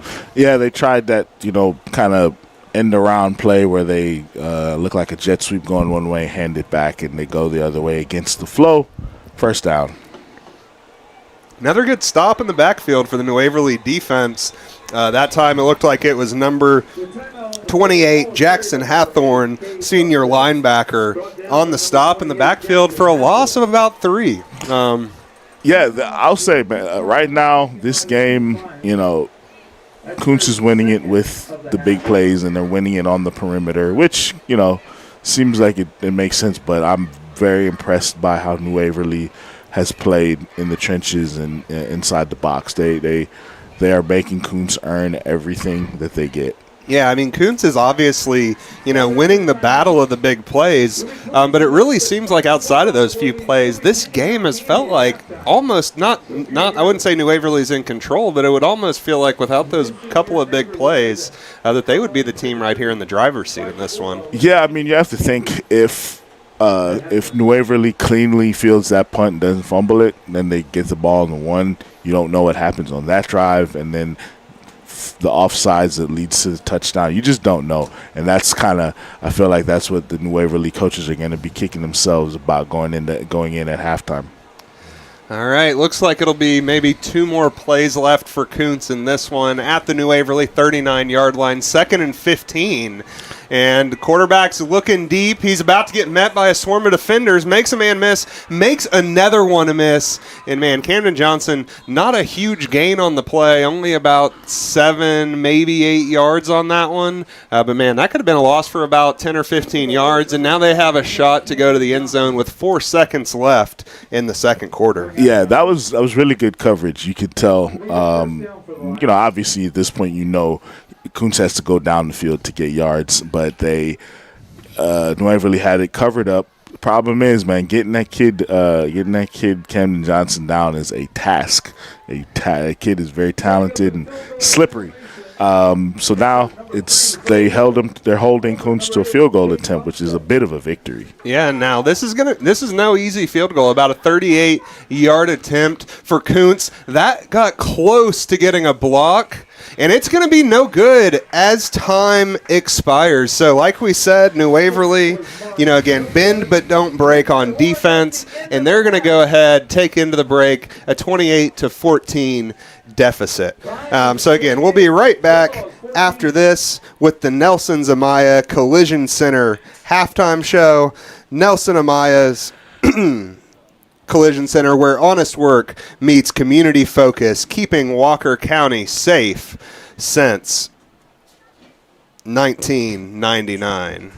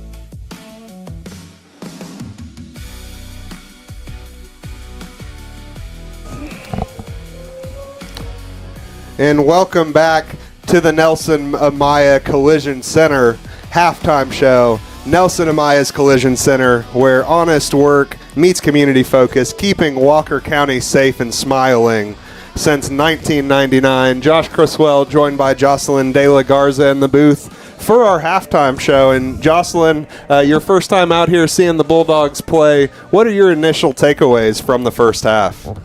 My takeaways is the Bulldogs have not given up. With it being their senior night, they are fighting and fighting. And they're just playing really hard offensively and defensively. So I really like how they just have not given up yet. Yeah, and me and David Berry discussed it kind of right before we headed into the halftime break. But it really does feel like New Waverly has had a good control on the majority of this game, right? You take away about 5 or 6 big plays, for Kountze, especially that fumble on the punt at the 1-yard line, kind of a 14-point potential swing right there, depending on what happens on that drive. So overall, New Waverly hanging in it, but obviously a couple of players for Kountze have given them a little bit of trouble in the first half. Yes, quarterback Camden Johnson, he is unbelievable from the running game to his passing game as well. A very key player to the team. It's hard for the Bulldogs to stop him, but I do like the way he is playing, just hustling every play. Yeah, and another one guy on the Bulldogs side, a couple of people have really, stood out to me. We've had, Khalil Major with a couple of big runs, especially early on that first drive of the game, had a long touchdown run to set the Bulldogs up with an early 7-0 advantage. But also Ryson Nunez and Nathan Dipry. Ryson Nunez, had a couple of rough moments throwing the ball early on. But he's looked really sharp these last few possessions. And a couple of things that really impressed me and really has kept New Waverly in this game has been his ability to improvise on some of those passing plays where Kountze's passing rush makes it through the line. And just kind of a few other notes, again, we're going to be handing it over to the band here in just a few moments for the rest of today's halftime show. But again, before we go, just a quick recap. New Waverly trails the Kountze Lions 28-14 at the half. Whenever we come back, we're going to take a very quick break. And whenever we return, we'll have some quick scores from around the district and around the area before handing it over and letting you guys hear from the New Waverly Band. And freshman Courtney Fox as the Killer Clown. Hello, New Waverly Bulldogs football fans. Looking to beat the heat? 3 Spoons Yogurt in Huntsville has got you covered. Located at 1524 11th Street in Huntsville, 3 Spoons Yogurt is the proud supporter of your very own New Waverly Bulldogs. With a mouth-watering selection of flavors and a rainbow of toppings, 3 Spoons Yogurt offers the perfect treat for any Bulldogs fan. Don't miss out on any of the frosty fun. Follow them on Facebook at 3 Spoons Yogurt Huntsville TX for all the latest scoop. So when you're craving something cool, remember, the only thing cooler than the yogurt at 3 Spoons is being a New Waverly Bulldogs fan. When you've got a serious project that needs to be done right, trust the experts at Slot Construction. Serving Southeast Texas since 2005, Slot Construction is your leader in site prep work. From clearing land and building new roads to constructing ponds and underground utilities, they prepare and deliver with precision and efficiency. Whether it's for your home or your business, Slot Construction has you covered. Visit slotconstruction.com to learn more about their full range of services. SLOTT construction.com, where quality meets commitment. Hey there, New Waverly Bulldog fans. Need more space for your growing trophy collection, or maybe a little spot to relax after the game? Or maybe you need a shelter for farm animals or your RV? Look no further than Cabins and More of Texas. We offer the highest quality. And we're back on the Nelson Amaya Collision Center halftime show. We're going to hand it over to the band here in just a few seconds, but just wanted to give you guys a few quick score updates from around the area. We have Huntsville versus Netherland versus 7-0, and then we have the Anderson Shiro versus Trinity 14-7. Or 14-14. Was it 14-14? Yeah, so a couple of really close ones in the area. And again, those are games, not just district ramifications, but both Trinity, Anderson, Shiro, just down the road, a lot of connections, with people who are tuning into the Bulldogs, and a lot of crossover between there. So we'll be back here after the second half as it begins. For the rest of the halftime, we're going to hand it over to the New Waverly Band.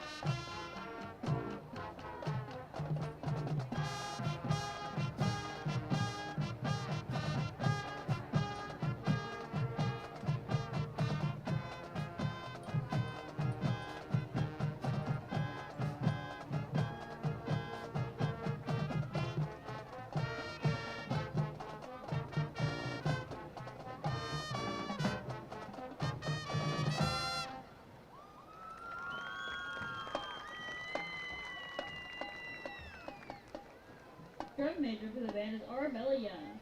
Color guard captain is Jacob Harrington. Band member of the week is Connor Fullen. Please give another round of applause for the King's Regiment Marching Band.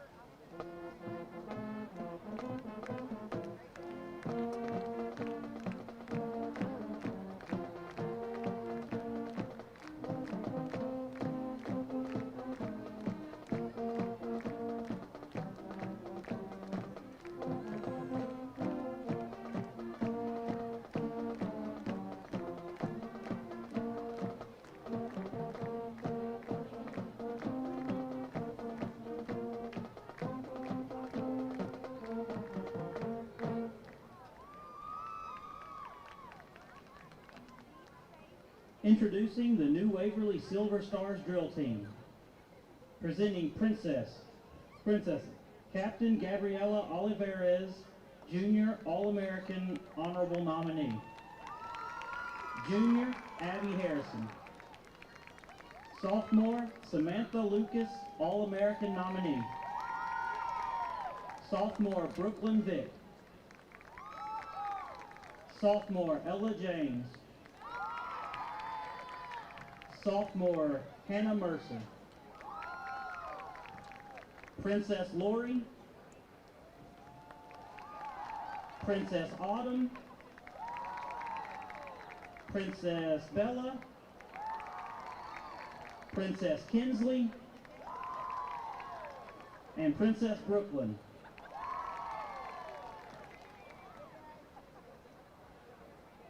Shine Bright, Stars. Silver Star of the Week is Gabriela Olivares. Your music is on.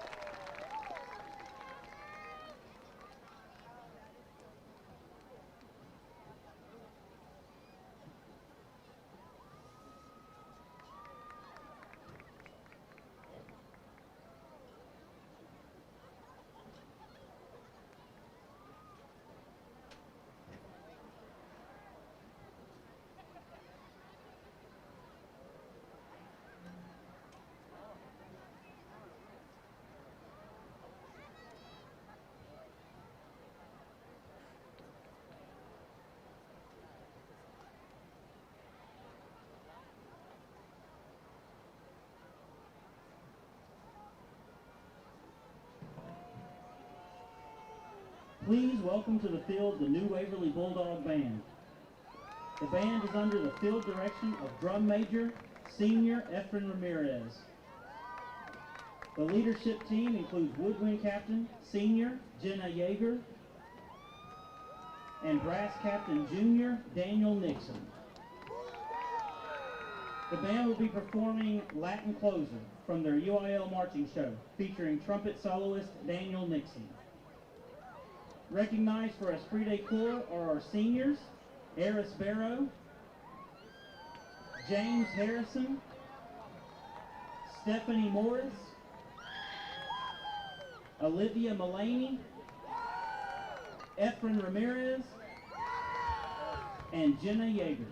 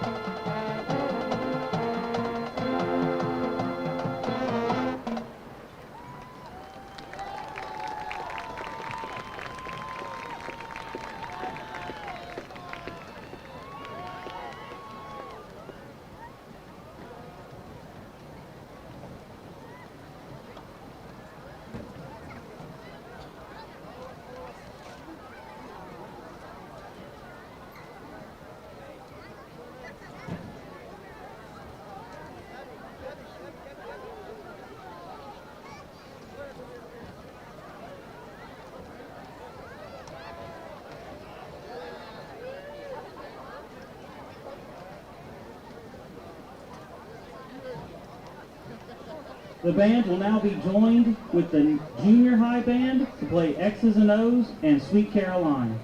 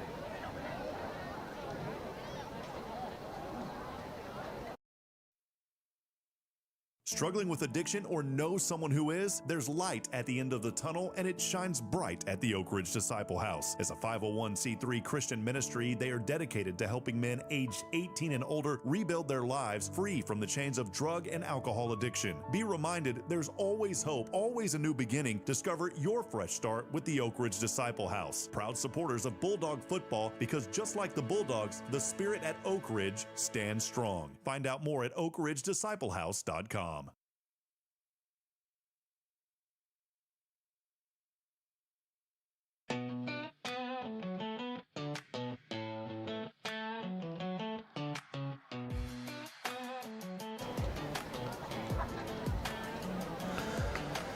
And we're back. Second half, just a few minutes away. This is the Nelson Amaya Collision Center halftime show, wrapping things up for you. Joined in the booth by David Barry. I'm Josh Criswell.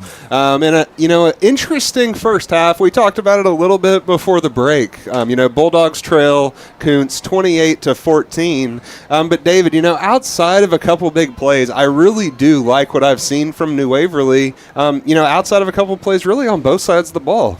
Yeah, I'm gonna go back to a complimentary. That works both ways, because if you're complimentary in a good way, you stay in the game.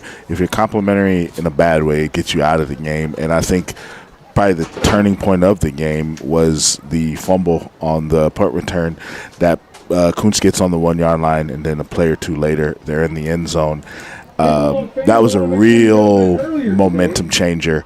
But yeah, otherwise, New Waverly, they have acquitted themselves well tonight. I really, can they hold Kountze out of the end zone to start the second half? It's a big one. They have to if they want to have any chance, because, like you say, the big plays have been what has hurt Kountze, New Waverly. Kountze, that's what they're doing. So can they do it?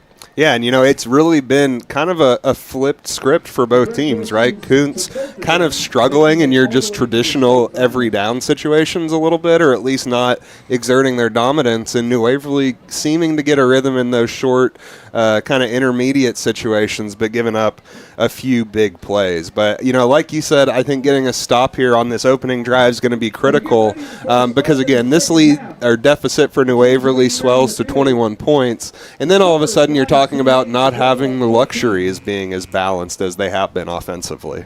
Yeah, you get down 21, and even though, it would be early in the third quarter, all of a sudden you're like, we have to get out of our game plan and, kind of go to passing. And the thing that we've seen, New Waverly has struggled to protect the quarterback tonight.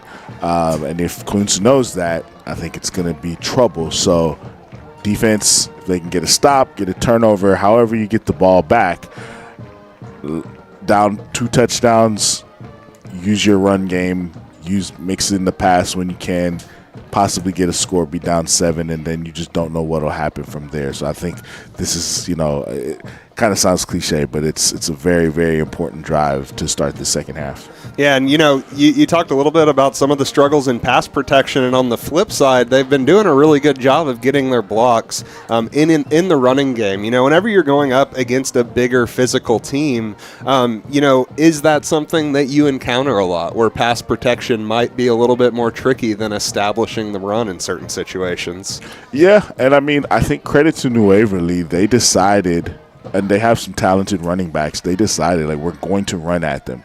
Even though they're big, are they going to hold up? And for the most part, New Waverly did a good job in that first half.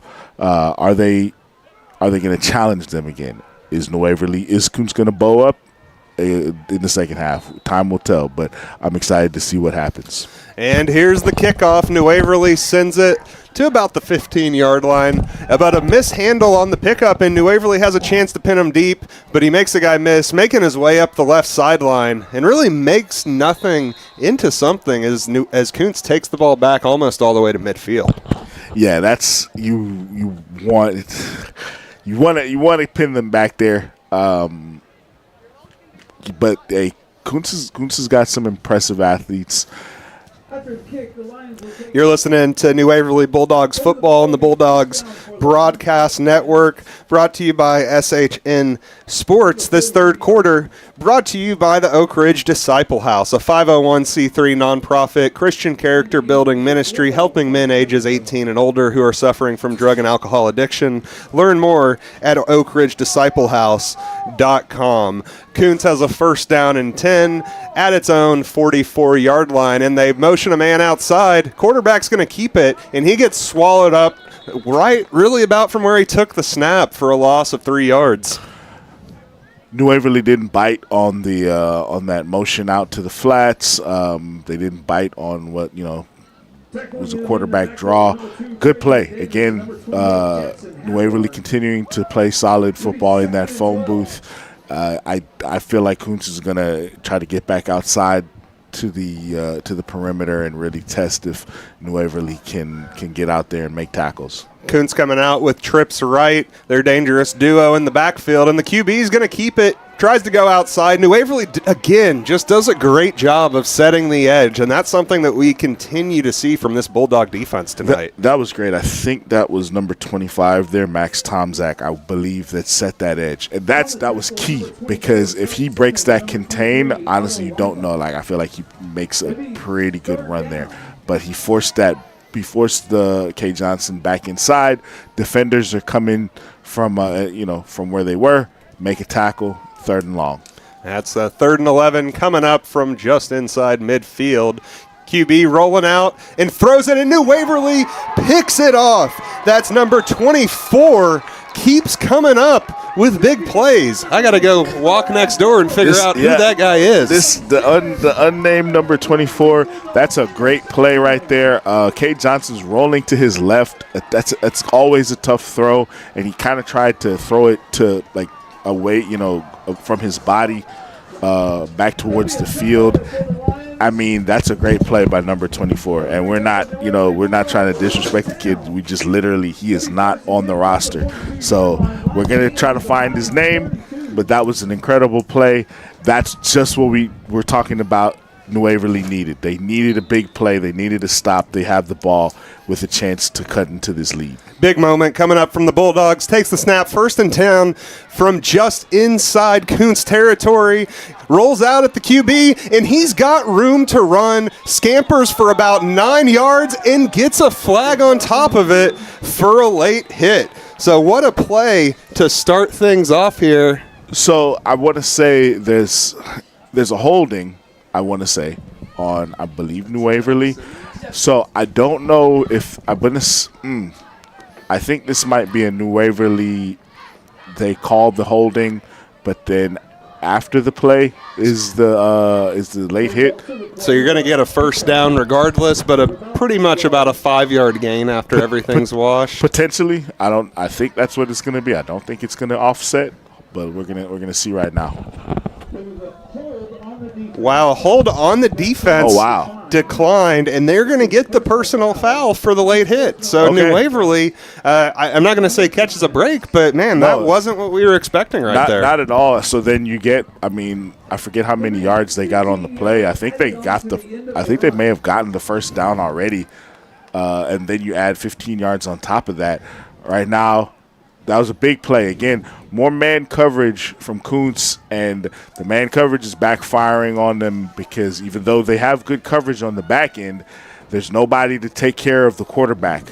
I think Kountze may want to adjust, keep a spy. I don't know if they want to go to some zone. I don't know how much they run zone, but they may want to keep a spy there if they're gonna run man coverage, because so far Rice and Nunez is killing them in that scramble whenever they're covering in the pass. And that penalty is going to bring New Waverly to the 16-yard line of Kountze. That's a McGillberry Mechanical Heating and Cooling first down. And they are also in the Texas Signature Roofing Jared Hathorn Bulldogs red zone. Texas Signature Roofing Jared Hathorn offering exceptional roofing solutions and services that meet a commitment to community values. And really quick, just want to shout out number 4, Dub Simmons. Wasn't on the roster for us that we got. And he's turned in a couple of really big plays on the defensive end. Dub Simmons. New Waverly a little flirted with some danger right there. Miscue on the handoff, but it looks like they're going to pounce on it. So loss of about 6 yards or so, but they do hang on to the football and are still sitting just outside the red zone. All right. Hey, not what you want, but again, next play. Hey, get back to what you've done well so far. You ran the ball well in the first half. Get back to it now. Just got to clean up that handoff. And keep an eye on number 3, Nathan Diffrey. If the Bulldogs go to the air, they go to the air here, scrambling out to their left, Ryson Nunez. And is that going to be a horse collar? No, not a horse collar, just a normal tackle, bringing him down from behind. And that'll get him right about back to where the original line of scrimmage was, maybe a couple of yards short, setting up about a 3rd and 11 from the 20-yard line. Yeah, I thought they could have easily called. I guess it's because his pads didn't jerk back, but I definitely thought they could have called. Definitely had him around the collar. I think, like you said, I think kind of the way his momentum carried him through on that tackle didn't have that dramatic pullback that you see a lot of times on that call. Yeah, right now I feel like New Waverly might have to call a timeout already. 4 seconds on the play clock. We'll see if they can get it off, and they do. A quick snap and a throw to the end zone. They're going to Diffrey, and a dropped interception in the end zone by Kountze. There's a flag that looked like. So it looked like they tried. It looked like pass interference on the offense. Oh wow, that looks very light. I didn't see it, but it looked like New Waverly was trying to go for like a screen and go, where you fake the screen, like the short screen, and you go up top, but the safety had that all covered there. And then I think there was a little miscommunication because Diffrey never looked back for the ball. The safety just went up, and I mean, again, he should have caught that. He should have caught that, but he didn't. Did the push-ups, but yeah, now the offensive pass interference pushes them back again. I don't know. I don't know if he tried to. He did go into a little bit of defense mode. It was close, but hey, it's I mean that's smart. You take that rather than the interception. It looked light, but again, I'm a wide receiver coach, so I'm very biased. New Waverly lining up on 3rd and a mile from the Kountze 35-yard line, trips to the right. We'll see if they go to the air here or just hand it off. They're going to the air. They're looking deep, and there it is. Diffrey and Kountze finally gets their hand on that one. Had 3 chances and finally get their first turnover there with 8:35 left in the second half. In the third quarter. Yeah, they look. They're trying to make a play. Kind of forced the throw. Wasn't the best throw, and yeah, Kountze finally. I mean, you can't give a team that many chances to intercept the ball and expect them to drop every one of them. That one, to be fair, was was right to him.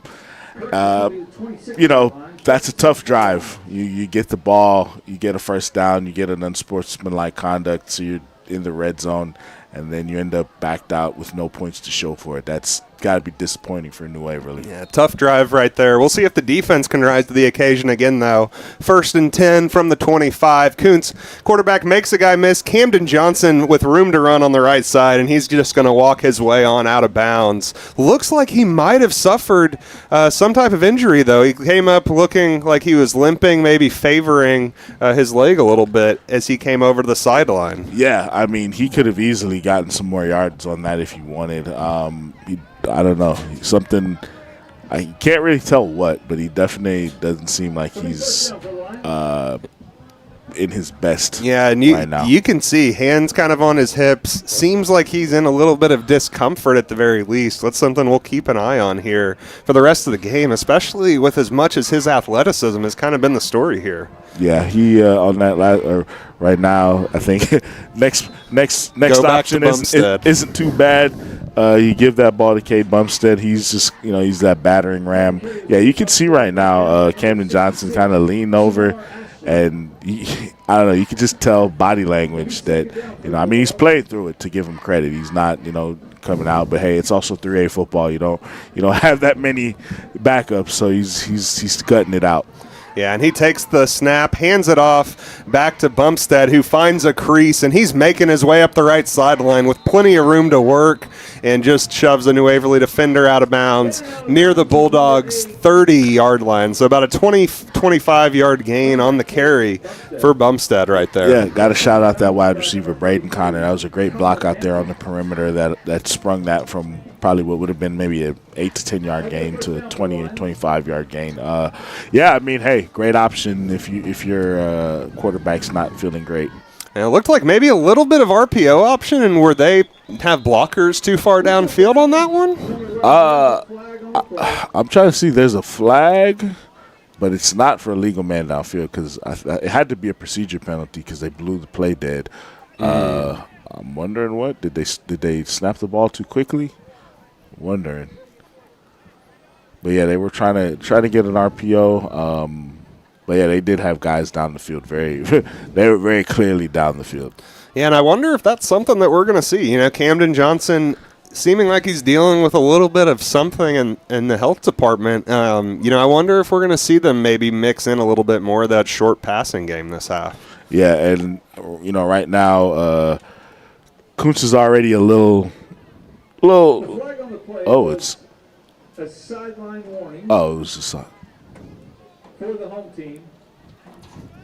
All right. Results of the play. I think it's sideline warning on New Waverly. I think that's just a warning. Yeah, just a warning. No yardage awarded to Kountze on the play. Next time it will be. Yeah. I've been a part of that before, and you don't want to be the coach that's thrown on because all eyes are on you, and it's not fun. Yeah, you gotta. That's the situation you see in the pros. You have the get back coach who helps keep you in line on those. Yeah. So they what a hit right there, coming in to clean it up. Got to see who that was on the tackle. Yeah, great play. They tried the little cross buck thing, and New Waverly was ready for it. But like I was saying, I mean, you know, Kountze already been hit by injury to a pretty key player, Dontrell Etienne. Their leading rusher, probably their best player, out for the season, broke his leg. It's something you don't want to have happen.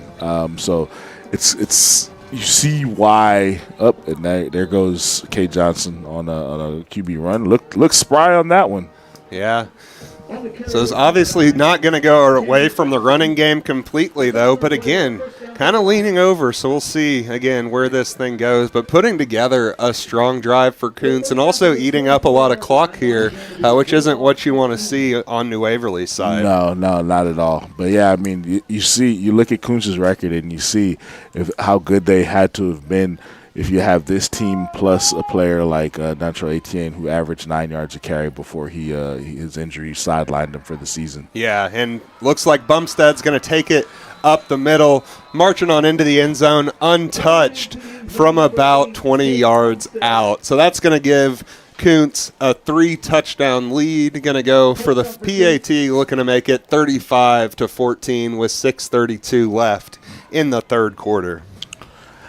You know, that's a really deflating drive if you're in New Waverly. Like you were so close to making that potentially a 7-point game, and then Kountze just kind of slowly walks the ball down the field. And looks like they might get a penalty or no? Nah, I think the officials might have let that one slide. A little bit of maybe an exaggeration on the kicker. That might have been a James Harden right there. Sorry, I don't know if any, but that's tough, man. If you're New Waverly, you had, like you say, you're at they were at the 16-yard line going in, and then go backwards because of a penalty, and then you throw the interception. And Kountze, they do what good teams do, is they go down and they make you pay for the turnover. It's all you can do now is, it's everything now is must score. But, I mean, I still give New Waverly credit. They've come to play and they've made Kountze earn everything. They've gotten big plays, but even that drive right there, they had to march it down. It wasn't just an easy one for them. Yeah, you're listening to New Waverly Bulldogs football on SHN Sports and the Bulldog Football Network, always brought to you by Walker County Federal Credit Union, your full-service community credit union. Also, this third quarter in particular, brought to you by Oak Ridge Disciple House, a 501(c) nonprofit Christian character building ministry helping men ages 18 and older who are suffering from drug and alcohol addiction. Learn more at oakridgedisciplehouse.com. Here we are, Kountze kicking off with a 21-point lead halfway through the third quarter. New Waverly set back to receive, and we've seen a handful of special teams plays that have really set them up for success on a couple of drives. We'll see what they do here. Just took the fair catch on that one, and it looks like the Bulldogs will kick things off here from about their 25-yard line. Now here, this is kind of that danger zone. Not kind of. This is that danger zone where, do you stick with your game plan of running the ball? Because, it's starting to get late early. Do you stick with your game plan of running it, or do you start passing knowing that you've struggled a little bit to protect the passer? You haven't really – Kountze has had everything locked up. They've played man coverage, and they've basically had those receivers locked with the exception of one or two plays. What do you do? It's going to be interesting because, this is how games get out of hand. Either with turnovers or quick 3-and-outs, whatever it is. So, going to be a very tough situation for New Waverly at this point. 1st and 10, New Waverly from their own 25-yard line. Takes the snap, hands it off in the backfield to Khalil Major, and he's swallowed up by a swarm of Kountze defenders on that play. So definitely not going away from the run yet. And I think, halfway through the third quarter, after this drive, maybe you have to press a little bit. But I do think if they can, get this ball moving on this drive, hopefully they can maintain that balance that's been kind of their backbone on a lot of these successful drives so far. Yeah, second and long, you hate to be behind the sticks at any point, but now you're already kind of in a situation where you have to run it or pass it, but, maybe they try the run again. We'll see. And they run it again. Makes the guy miss, but still just too many Kountze defenders in the backfield on that one, and that's something that we really didn't see a lot of in the first half. Yeah, Not on running plays, at least. You're starting to see Kountze slowly start to flex its muscle up front. It's doing what a good team does. I'm sure the Kountze coaches at halftime were, maybe not like very upset, but they were probably letting them know this game shouldn't be close in their opinion. So they're definitely starting to. Now it's definite passing situation, which is. Keep an eye on Nathan Diffbury again on this one. Yeah, got to see what they do. 3rd and 15 from the 19. Bulldogs looking deep. They air it out. Number 11 comes down with an absolute snag. Kenton Reese getting his name called for the first time tonight. Goes up in traffic and hauls it down at the 50 for about a 30-yard gain. Great catch. The pass, it hung in the air for a while. And honestly, if that pass can lead Reese, could be 6 right probably there. Scores. But great pass, great job going up and getting that ball in over coverage. Ryson Nunez keeps it himself this time, cuts it up the middle, and again, room to run, nothing big, but takes it just for a casual 11-yard gain, carrying a couple of Kountze defenders with him. Yeah, right when you think it's looking at its most bleak for New Waverly, they come down with a big play to kind of just keep it going a little bit. So a good job. Now, can they cash in on this drive? That's what they have to do. And we'll see. 1st and 10 from the Kountze 39-yard line, and the QB is going to keep it again. Flips it, and it's looks like he was brought down, and it looks like Ryson Nunez is down in a good bit of pain right there. There's a flag. I got to imagine that's either a horse collar or a face, something. because that looked looked like a violent whatever it was. I couldn't necessarily see. He did seem to get dragged down on that one for sure. I don't know. What did he flip that back or was it a fumble? I couldn't tell. And it looks like he might be favoring his hand, so I wonder if that led to the fumble and what happened right there. Yeah, that was yep. And it looks like we have number 8 warming up for New Waverly. Yeah, we've got another. He's find out who number 8 is. Yes. Yeah. No, that looked pretty obvious. I don't think it was like intentional from like a malicious standpoint, but definitely a penalty that you got to call. Yeah, and as a former linebacker, that's always a tricky spot. I even got yelled at once or twice in practice before the horse collar became a flag. And just because a defender, it is hard, because your kind of mindset is you got to stop this guy at all costs. So it's a tough situation. But obviously, looks like Rice and Nunez is going to be good enough to hang in here for at least another play. Also, that first down, that's going to give us at least 15 yards there on the play, on the penalty, I should say, for New Waverly, and that's going to be another McGillivray Mechanical Heating and Cooling Bulldogs first down. Yeah, that was, again, being helped. I'd say Kountze not helping themselves with some penalties, some late hits.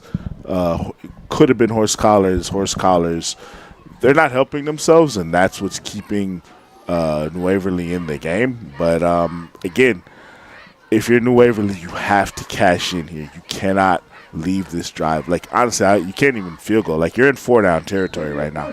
You have to score because you're down 3 touchdowns. And 1st and 10 from the Kountze 24-yard line. Nunez takes the snap, blown up in the backfield, pulls it back, but still stopped behind the line of scrimmage.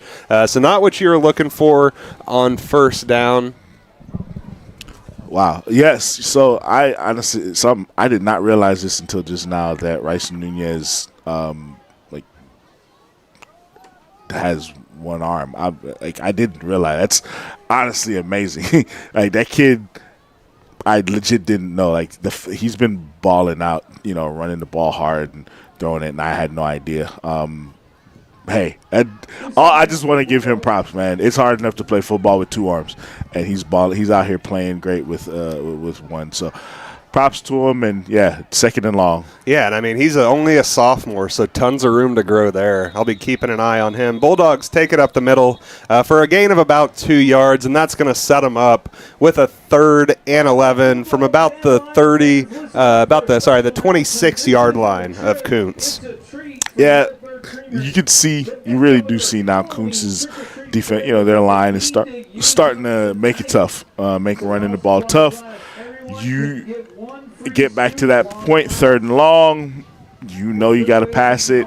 Now, can New Waverly come out with some more magic? We'll see.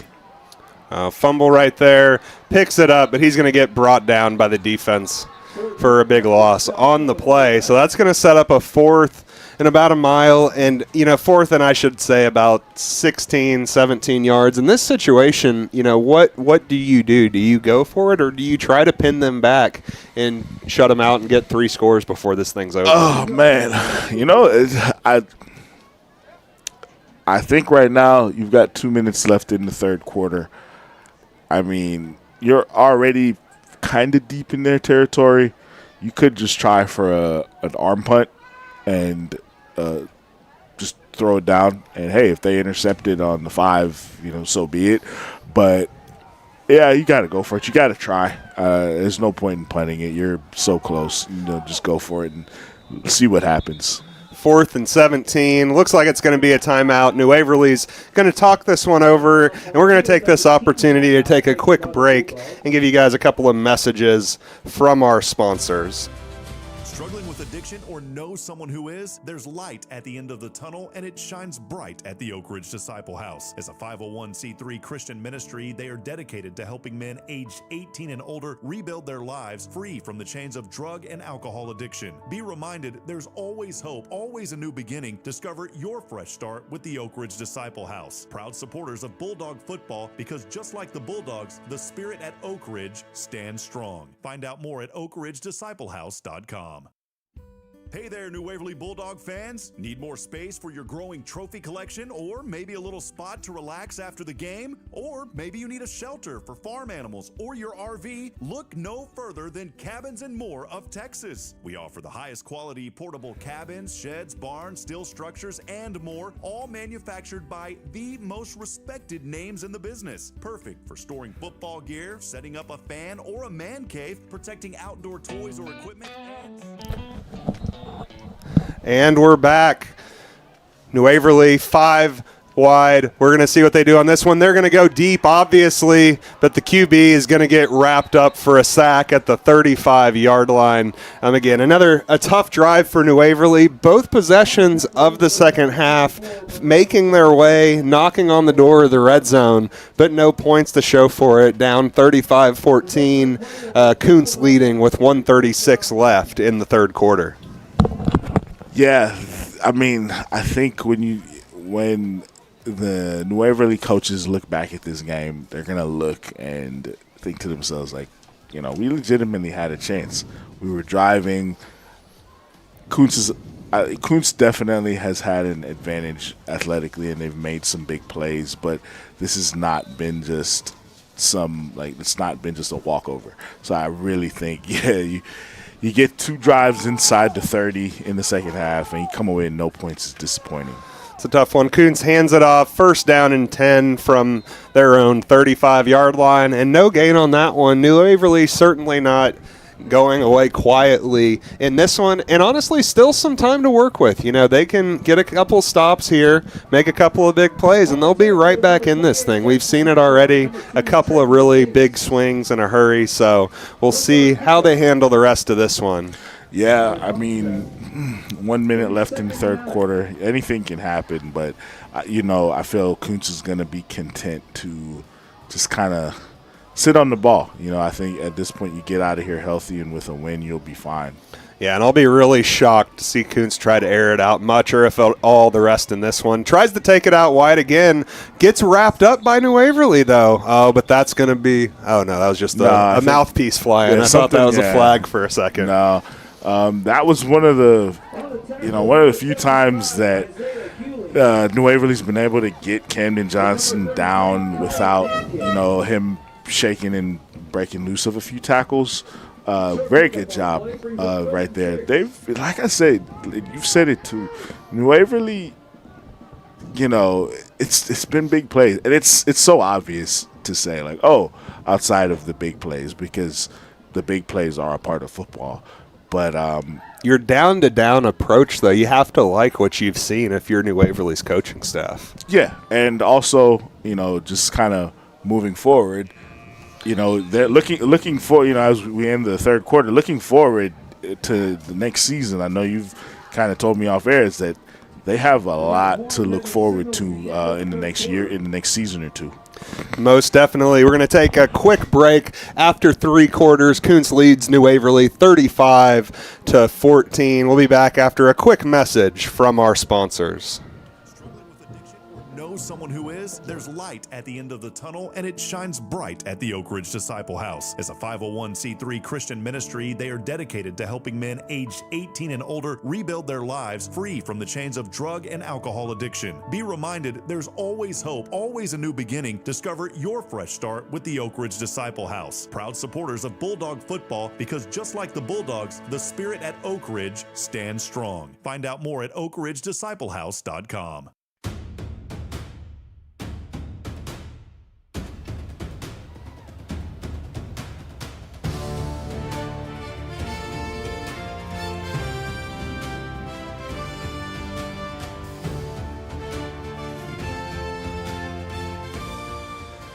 And we're back, coming to you live from Bulldog Stadium. Kountze leads New Waverly 35-14 as the fourth quarter gets underway. Kountze with a 3rd and 5 from their 40-yard line. Quarterback's going to keep it. Not a lot of room to run. He's trying to cut it to the backside. Good contain, but the guy got just inside. Flag on the play, though, and whenever you see that on a cutback, that usually means one thing. Yeah, I want to say that was a block in the back, or at the very least there was a holding. Something happened. Again, when you whenever you do like pursuit drill, there's always that person that keeps backside contained because of that right there. You get somebody that's these slippery guys that they just they reverse field, and they can do that. But you also have to maintain sound blocking on the backside too. And, you can't do the blindside blocks anymore. Those are illegal. That wasn't this case right here, but still you can't block in the back. And I always tell my receivers, if you don't see their face mask, don't block them, because you don't want to take that chance. And that was right there, and that hurt Kountze. Again, a position where normally you want to pass on 3rd and long, but we're gonna see if Kountze is just okay with running the ball and being safe. Yeah, 3rd and 15. They go 5 wide, but I'd be shocked to see him air it out. And, yeah, they're just going to keep it. QB designed run. Get some room on the outside. Let's see if New Waverly can set the edge. Yeah, way too far to go on that one. A couple of New Waverly defenders there on the stop. And just like that, early in the 4th quarter, 21 points down. But the Bulldogs are going to get a chance to cut into this lead. Yeah, the defense is making them work. And Kountze, you can also tell, like I say, they don't want to pass the ball. I mean, that was the case early in the game. I think it's even more so the case now that there's just under 11 minutes left. Like, they want to win. Like, I don't think they care how they win at this point, just as long as they get out of here with the win. But, yeah, I mean, you got to imagine if New Waverly could have just finish those drives, like, we would have a ball game right now. Yeah, we'd have a bit of a thriller on our hands. Kountze sends it away. Diffrey takes it, and he makes a couple of men miss. Man, what a playmaker he's been for the Bulldogs tonight, and really all season long, taking that one into Kountze territory. Flag on the play. That would have brought New Waverly into the Kountze, up to the Kountze 44-yard line as it stands, but we'll see what this flag is for. Yeah, I mean, that's usually in the hold or blocking the back territory. Yep. Yeah, not a lot that the defense can be penalized on that one. No. I'm impressed, and like I say, I like this Nathan Diffrey kid. He'd play for me. I mean, he's 5'5", 140, but he's a ball player. He is definitely a ball player, and they got a good one. They got a good one in him.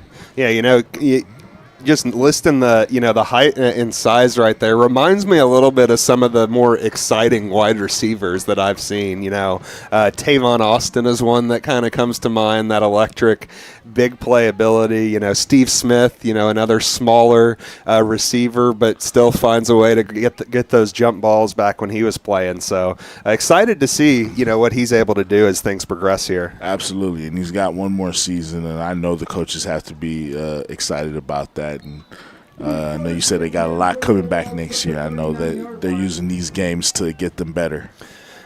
QB takes the snap, hands it off to Majors, and on 1st and 10, he's going to get about 5 yards, bringing New Waverly to the Kountze 44-yard line. All right, yeah, another one. Good run.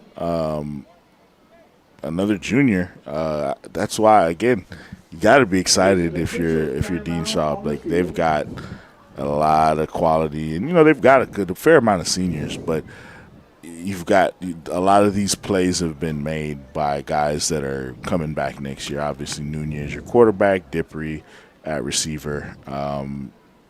Trevia Davis is going to graduate, but you get Cologne Major coming back. Yeah, it's exciting, and this is a game that you can take some encouragement from, even no matter what the result winds up being, because you're competing with a team that is going to go to the playoffs, and you're giving them all they can handle. So I think no matter what, they can hold their heads up as they leave tonight's game, no matter what the result is. Yeah, and we obviously, whenever you're calling a game, a lot of your attention's naturally drawn to the skill positions. But I was talking to Coach Schaub earlier this week. Only one of their linemen has a driver's license at the moment. So just kind of speaks to the youth of this team and the potential. Oh, but man, what a big hit. And it looks like that might be a little bit of a helmet-to-helmet call, or what did you see on that one that might have caused that flag? That looked like it. I mean, unless there was some type of holding. It came out simultaneously, but like you said, it also could have been a hold there on the edge potentially. We'll see what the officials go with. I mean, it looks like they're pointing. The New Waverly players are pointing, but I don't know. Maybe it was.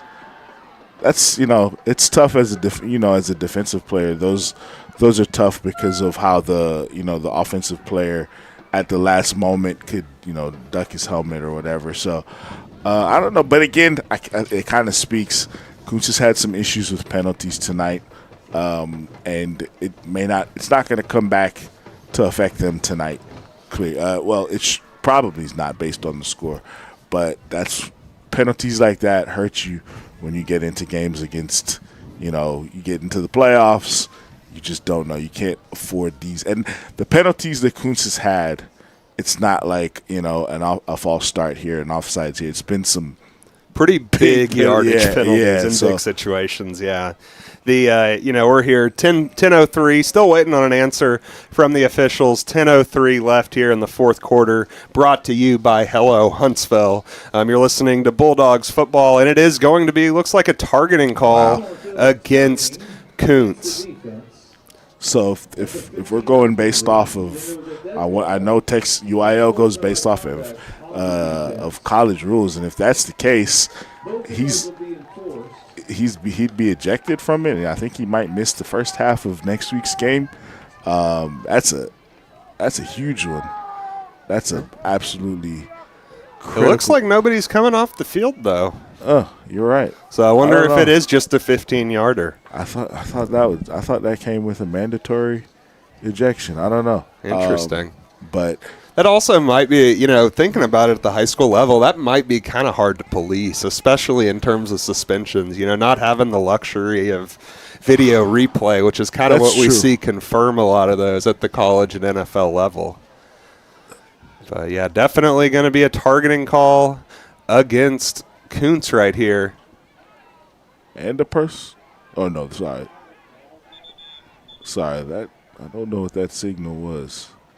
Haven't seen that one before, but whatever it is, it brings New Waverly to the verge of the red zone once again, and here we are with 10:03 left. This is still a ball game. Because I would imagine, especially at the 3A level, a targeting penalty that comes with an ejection. Yeah, no. Oh, wow. It is. And is that number 8? That's number 8. That is Bumstead. Wow. And what a loss for Kountze. And I was going to say, because I had this happen when I coached Wisdom in Houston. Our starting linebacker got ejected from a game because of targeting, and he missed the first half of the second game. Nunez drops back to pass, finds number 16, Ryder Armstrong, who makes a guy miss, extends it into the end zone, and what a play for the Bulldogs, getting right back in this one. Just a 2-score game, 9:54 left in the fourth quarter here at New Waverly. Great play. Ryder Nunez rolls out, finds Ryder Armstrong running open, gets him the ball, makes a great play to make a Kountze tackler miss, gets tackled, but he's in the end zone by the time that happens. I mean, hey, they're still in it. They still have life, and I tell you what, as the extra point is good, that targeting play is massive because Caden Bumstead has been ejected from the game because of the targeting. So now that's their best running back out of the game. So it's really now down to Camden Johnson. And he's looked uncomfortable with possibly something wrong. That play right there is massive for the rest of this game. All right, 35-21, Kountze leads New Waverly. We're going to take a quick break, and we'll be back right after a quick message from our sponsors. Howdy, New Waverly fans. Are you ready for some Bulldog football? Robert Lindeman here with Hit Solutions Realty. Dreaming of a place that feels unmistakably yours? At Hit Solutions Realty, we bring you home. Our mission, to guide you every step of the way, ensuring you find that perfect piece of property that whispers, welcome home, every time you step in. Whether you're diving into the market to buy or ready to pass on your cherished space, our expert team stands by your side, turning the process into a seamless journey. So, ready to make a move? Contact Hit Solutions Realty. Let's get the ball rolling and bring you closer to your dream home. home. At Hit Solutions, we recognize that every star should have its time to shine. In that spirit, Hit Solutions Realty is thrilled to back New Waverly football, wishing them a season as bright as the stars. For more information, visit hittss.com.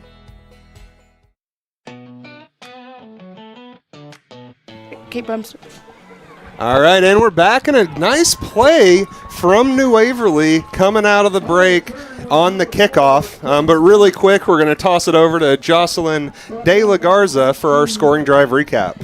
Yeah, we saw that Cade Bumstead has been ejected at the game for that targeting play. So now we're going to watch from the rest of the team, see what they have to offer now. Nice, and a couple of really big plays on that drive. Obviously a few penalties, but what I really liked to see was something from that passing game, really getting something going outside of Nathan Diffrey. Really, really big play from Ryder Armstrong. That's someone Coach Schaub told me to keep an eye out for earlier this week. Yes, and then also he got Cade Bumstead, one of the DBs on the field, and after he gets taken off the field, they give up that touchdown. So now running back he's back in, so I guess he wasn't ejected. I don't know. I'm a little confused, I thought, but I guess not. I don't know why he got taken out right there, but interesting. So we'll have to take a look up in the high school rulebook. Yeah, because I know the UIL goes by college rules, which that would be an ejection, and you miss the half of the next game if it's in the second half. So, but he's back. So, big for Kountze, very big for Kountze. But New Waverly still has a fighting chance. Right here, they've got a 3rd and 6. You get a 3 and out here. You're going to get the ball back with probably about 8 minutes left if you can get the stop. And just like we said, they aren't in a situation where they really have to press as long as they can get this stop right here and get the ball back. Yeah, they definitely have to get the stop. And again, man, you just wonder. 2 drives in the second half that get no points, and you're in the red zone both times, and you're down 2 touchdowns still. This is one where you might go from a moral victory to actually kicking yourself if you lose it. Kountze takes the handoff. QB keeper on this one, my apologies. But he gets brought down after just a gain of 2. And there it is, 3 and out for the New Waverly defense. And just a little over 8 minutes left here in the fourth quarter, brought to you by Hello Huntsville. And it looks like New Waverly should get the ball back unless Kountze is going to try to do something crazy here and go for it on 4th and 2nd from their own 25-yard line. Watch the ball. Watch the ball. Don't jump here, because that's the biggest thing right here. They got him on that earlier. Is that going to be the offense flinching? Left tackle move, 56. Yeah, 56 moved it. He's a big boy, so you could tell. Even though it was a very light flinch, but you could tell that he moved. And that's the other thing when you try to go on a hard count. Is if you're not used to going on hard count, yes, it can get the defense, but it can also get the offense if you don't do it much. And he didn't move very much, but he moved enough. So now it's 4th and 7, 4th and 8. I'd be shocked if they don't punt this one. If they don't, you're gonna at least at the moment, though, nobody back for New Waverly. I wonder if they're just waiting to kind of see. They're probably just saying safe, and if they actually do punt it, you just let the ball. It looks like Kountze probably going to take a timeout here. They're going to let this thing run all the way down. We're at 7:21 here left in the fourth quarter, brought to you by Hello Huntsville. We're going to take a quick break, and we'll be back here with more Bulldog football in just a couple moments. Experts at Slot Construction. Serving Southeast Texas since 2005, Slot Construction is your leader in site prep work. From clearing land and building new roads to constructing ponds and underground utilities, they prepare and deliver with precision and efficiency. Whether it's for your home or your business, Slot Construction has you covered. Visit slotconstruction.com to learn more about their full range of services. SLOTT construction.com, where quality meets commitment.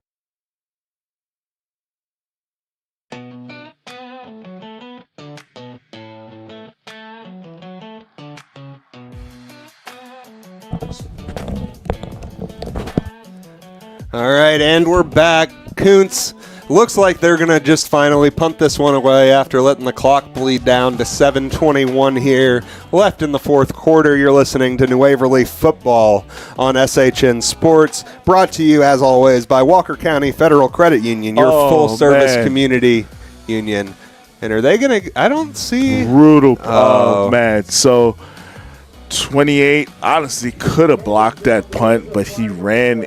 I don't know if they're going to call roughing. I think they're going to call. I would imagine that didn't go to the level of roughing, but he ran into the punter.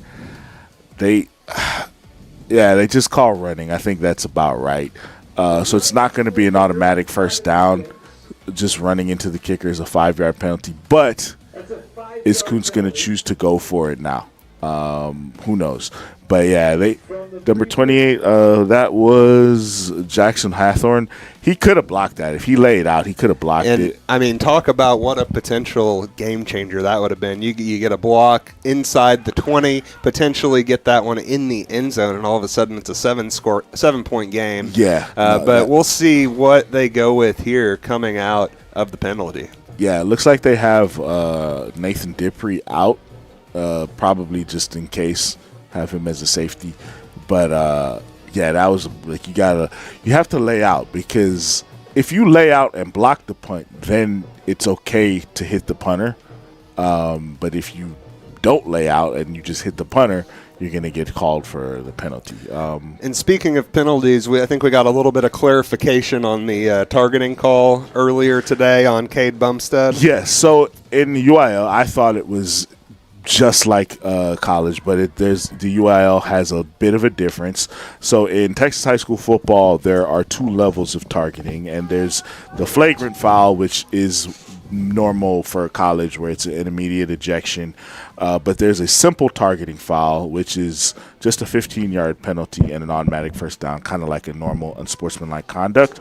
And then the player can get ejected. The player will be ejected if you get 2 targetings in a game, no matter what types they are. Or basically 2 simples equals an ejection. So I think that was right, because that wasn't that didn't look like a flagrant malicious targeting.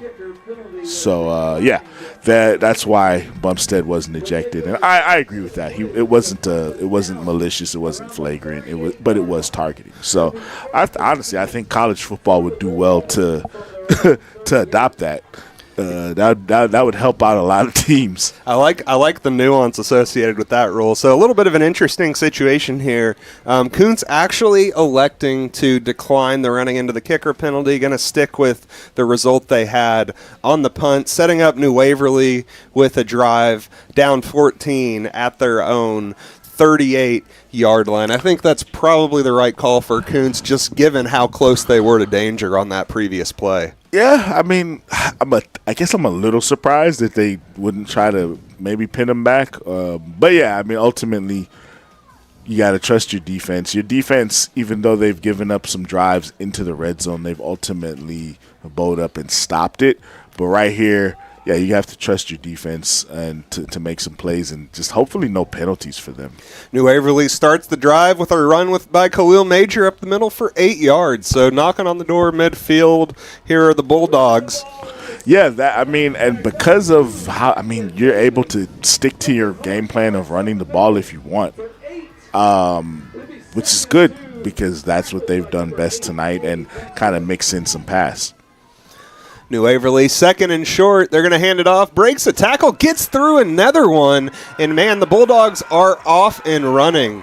Is that Khalil Major again on the carry, or is that Davis? That was Davis. And then number 9, actually Camden Johnson, tried to lower the boom on Davis, but he didn't wrap up. And it doesn't look like that's the type of kid you can to bring down just by lowering your shoulder. You gotta wrap up there. So Trevia Davis, he bounced off that tackle, ran for another probably 10 yards. So this one is definitely interesting. We're not over. This one's not over by a long shot, but this has been the part of the field so far in the second half.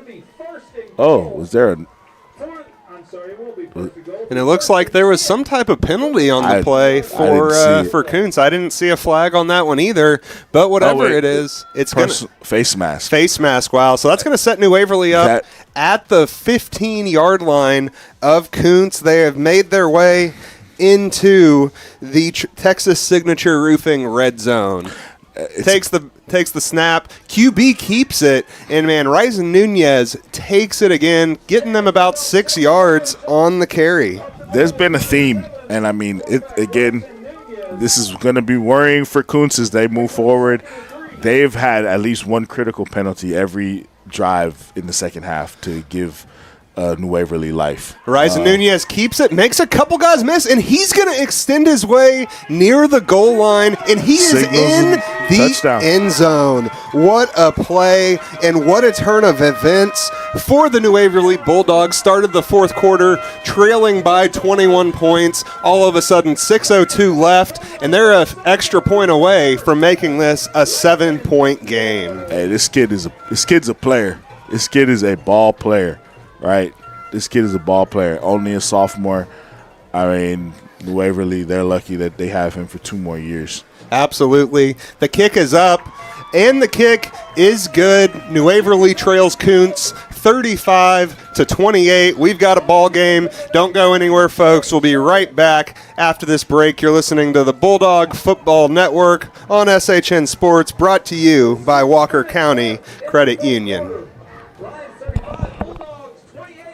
Can trust? Come on down to Charlie's Used Cars in Huntsville. We're not just another dealership, we're a family. For 50 golden years, we've been serving your community with quality pre-owned vehicles and unbeatable customer service. At Charlie's, you're not just buying a car, you're joining a legacy. Visit our virtual showroom to explore our vast inventory, each car complete with detailed information and pictures. Got questions? Our professional sales staff is here to guide you in every step of the way because your satisfaction is our mission. Discover why at Charlie's Used Cars, it's not just a deal, it's a relationship. Visit us online at charliesusedcarstx.com.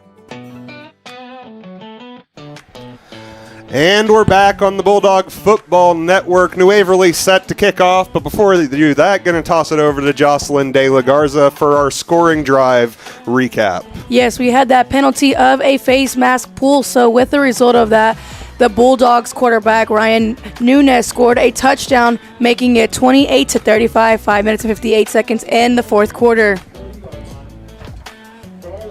And that's your Double Days Pizza Works scoring drive recap. Awesome. Thank you, Jocelyn. And a little bit of a mishap. I don't know if a mishap's the right word, but we do have a flag on the kickoff, so we'll see where Kountze is actually going to start this drive at. I think it looked like it was a face. It looked like one of the New Waverly players might have barely grazed the face mask. So not an ideal situation if that's what it's going to be. Takes it from starting from just across midfield to Kountze is going to have this one knocking on the New Waverly red zone. Looks like the officials are going to set the ball around the New Waverly 30-yard line. But again, Bulldogs not out of this one yet. Probably need to bow up and get a stop. No first downs in this situation. But again, 2 timeouts left. New Waverly still very much in this game. Yeah, that's just, you don't want that. But yeah, man, can the defense? That looked like a New Waverly guy jumped, but they didn't call it. Or sorry, not New Waverly. It looked like a Kountze guy jumped like a split second early. They didn't call it, so yeah, the New Waverly coaches have their arms out asking where was that flag themselves. Yeah, that's a tough one because it definitely it looked pretty clear, but as I always tell my players, if they don't call it, it's not a penalty, even if you thought it was. All right, just under 6 minutes left in the fourth quarter. Fourth quarter brought to you by Hello Huntsville. Kountze takes the snap, 1st and 10 from the New Waverly 20, and nowhere to go on that one. So again, Bulldogs give up an early first down, but you do it on the first play. So not as much harm done, perhaps, at least from the time perspective, if they would have converted that on a 3rd down. Yeah. Again, you go back, and in that phone booth, New Waverly is playing well, stopping the run inside the box. It's whenever Kountze gets to the edges is where the trouble has taken place. But What are they going to do now? 2nd and 10, I would imagine they're still comfortable running the ball.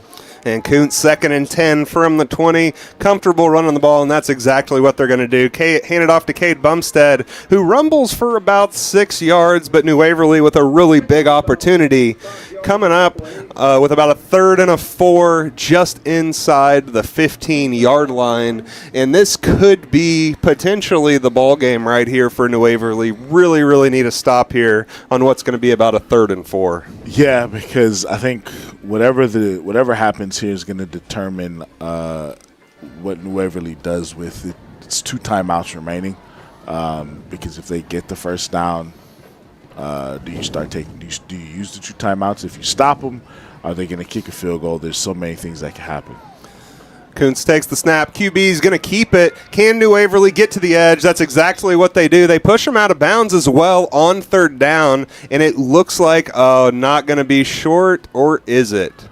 The FAR official, it looks short from the FAR official, but the near side, the linesman, he looked like it was a first down. So. Yeah, and it looks like it is going to be a 1st and goal for Kountze. So I would expect New Waverly to start using those timeouts soon, though I guess if Kountze scores quickly here, maybe you keep those in your back pocket in hopes of getting a late stop. Yeah, I think you probably want to, not let them score, but you want to hope that they, if it happens, it happens quickly. Kountze takes the snap, hands it off to Bumstead, who powers forward and again meets a swarm of New Waverly defenders for not much of a gain on the play. Going to be 2nd and goal from about the New Waverly 5-yard line with 4 minutes left and ticking down in the 4th quarter. It's kind of funny because what New Waverly has done well tonight has been kind of stuffing the middle and keeping Kountze from getting a lot up the middle running. But that kind of works in Countze's favor right now because they kind of just get to chew clock as opposed to if they went to the perimeter and maybe scored already. They'd at least have a chance to get the ball back. So kind of interesting how your blessing can be your curse sometimes. All right, Kountze takes it. QB's going to keep it on this one, and he's going to get stopped just short of the goal line once again. So going to be about 3rd and goal from the 3-yard line.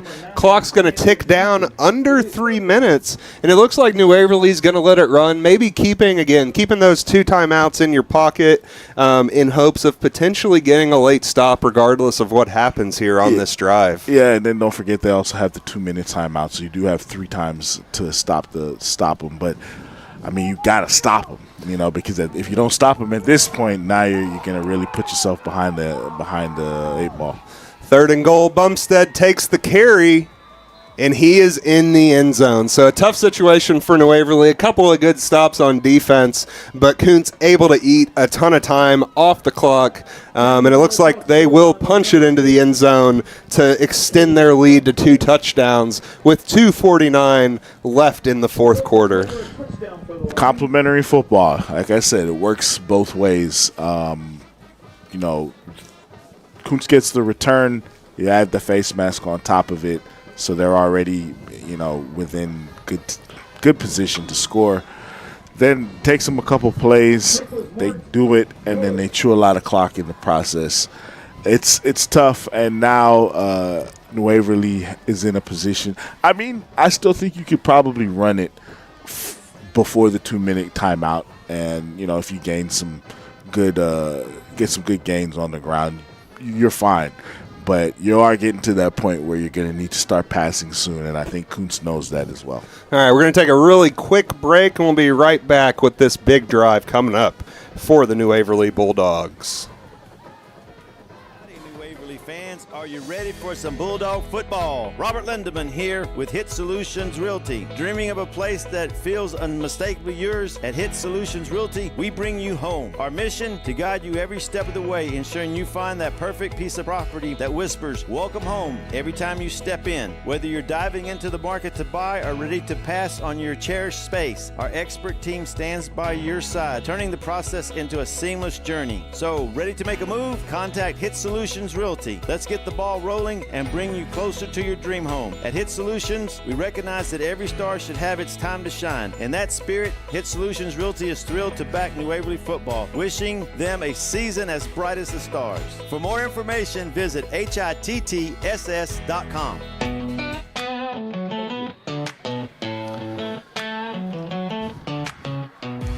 And we're back. Kountze with a squib kick to start things off. New Waverly runs into each other, but able to fall on the football, it would appear. So not exactly what New Waverly was hoping for there on the kickoff, but they will get the ball. Retain the ball, I should say, with 2:45 left in the fourth quarter. Kountze leading New Waverly 42-28. Bulldogs in a must-win scenario here tonight. Kountze looking to solidify the number 2 spot in the district heading into playoffs. So 2:45 left, 2 timeouts plus the 2-minute stoppage for New Waverly, so certainly not out of it. And one thing we haven't seen the Bulldogs really do yet today is break out some trickery. So you always have a couple of plays in your book for whenever you need a big play like this, and I sure would imagine New Waverly has something up their back sleeve. You got to hope. They need something. They need it, but they also need to protect, and they didn't right there, and Rice Nunez got sacked. Again,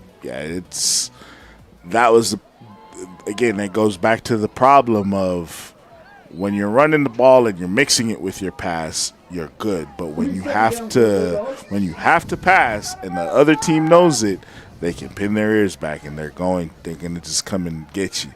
And that's what's happened a lot tonight for Kountze's pass rush against New Waverly's offensive line. Yeah, so New Waverly backed up to about a 2nd and 18 from their own 20-yard line. Nunez drops back to pass again, met with a ton of pressure, but is able to get it off. And not only that, New Waverly is able to get a good chunk of yardage on the play. Roger Garcia having his name called for the first time tonight, and picks up the yardage lost on the previous play and then some to set up a pretty manageable 3rd down, and that will bring us to the 2-minute stoppage.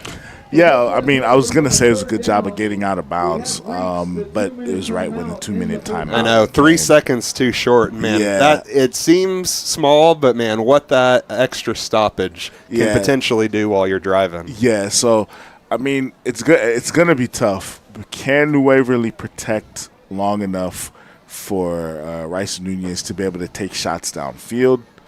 Are the receivers going to be able to get open downfield? It's a very tough thing. They're still in it. It's getting close, but they're still in it. But it is unfortunate. They can't really run the ball now like they want to. Although I would say, it's 3rd and 5. This would probably be the scenario that you potentially do it, but man, it is. You do have the timeouts. You could catch them off guard here if you ran it for sure. And you are in a situation where you're going to have to get the onside kick to have a chance at this point. So again, flag on the play. Not what New Waverly is looking for in a tricky spot because it looked like he was just getting set. Yeah, they're going to wave it off. Yeah, so not a real false start on that one for New Waverly. Yeah, I think number 64, Eli Mata, he was just about to point and then get set and kind of lost his balance a little. Yeah, so that was a good no call. All right. Big play for New Waverly, 3rd and 5. Nunez drops back to pass, finds pressure, chucks it deep, and it is going to be picked off by Kountze, and that should do it for tonight's game, folks. A tough one, but again, New Waverly delivering a valiant performance, but again, just too much to overcome tonight to get this one, it looks like. That was honestly, there was probably a hold in the backfield that they didn't call. But then Cade Bumstead, I didn't see who the receiver was that he threw to. Cade Bumstead had great coverage on it. He basically ran the route for the receiver, and the ball fell right to him, and he made it. And again, you're not going to drop every interception, and he definitely didn't drop it. And certainly not a bad throw by any means. Kind of what you have to do in that situation, right? You need to get a big chunk of plays, and you got to do some type of, throw it down the field and get some type of jump ball scenario under 2 minutes down 14. Yeah, I guess the tough thing is with the timeouts, do you take a shorter pass or a run to just get the first down and, live to fight another down? But, yeah, I mean, one way or another, you're going to have to get points, and this time they didn't. It's a very it's going to be a tough one for New Waverly, even though they were underdogs. You're going to look and you say down 35-28, and again you're going to look back to that third quarter where you have 2 possessions inside the Kountze red zone, and you come away with no points. That's going to be very disappointing for New Waverly to look back at. Yeah, it's a tough one. New Waverly not gonna give up in this one yet. Still have one more timeout. Just took their second one here with 1:42 left in the fourth quarter. Fourth quarter brought to you by Hello Huntsville. You're listening to New Waverly Bulldogs football on Walker County, sponsored by Walker County Federal Credit Union, your full-service community credit union. So, again, coming out of the timeout here, New Waverly has one more. That'll be our last stoppage, presumably, in this one. But we'll see what the Bulldogs are able to do and if they're able to force a turnover on downs or a punt and get the ball back for one last shot. Yeah, basically one first down ends it, but if they can make a stop, you just don't know. You just don't know what'll happen. Yeah, and Kountze gets it out a couple of yards, getting them to exactly midfield, but it's still going to be 3rd and 7. New Waverly looks like they're going to go ahead and let the clock run on this one. So we'll see what happens on this one. See if they use the timeout for a stoppage on the 4th down, assuming they get the stop. I guess that's what they're hoping for. I can't take the timeouts with you home, so I'm assuming they gotta get this. I don't know. I probably would have called it here, and trust the defense to make a stop. But one way or another, the clock was gonna run. And they hand it off again to Bumstead. New Waverly with a stop in the backfield, and we called it right there. Dean Schaub takes the timeout as soon as he goes down. So 49 seconds left for New Waverly to work with. A little bit of an uphill climb, obviously, with Kountze leading 42-28. But it looks like we'll at least see New Waverly's offense get the ball back for one more possession. Yeah, listen, they have not quit at all tonight. And I'm not saying I expected it because I don't think, I didn't. But it's easy for some teams when you go in and you look at a record of a team, and it's easy to want to lay down. But they haven't done that at all. They've played well. Like they've played well enough that they could have argued to win the game. Like they've played well enough to do it. They just, Kountze has had some more big play explosives, but like New Waverly can look back and say, like, were we the better team per se? I don't know, but there was enough there to say that we could have won the game. Yeah, and I mean, for New Waverly, you look at this, still 47 seconds left to play in this one. Going to start and take over possession at their own 22-yard line with 44 seconds left on the clock, trailing Kountze 42-28. But if you're New Waverly, again, you have to really like what you've seen so far in this one from your young team. Obviously didn't get the victory, but a really good opponent, second place in the district. And like we've talked about throughout the broadcast, outside of a few big plays, have really hung with them and haven't seemed overmatched really at any point in this contest. So you have this, you go and play Trinity next week in a bit of a rivalry game. So I think, you get a win in that one. You can really build some positive momentum heading into what's going to be a huge offseason for this young Bulldogs group. Yes. And, obviously you don't know what you have an idea of what your district will look like next year, but today's snapshot day.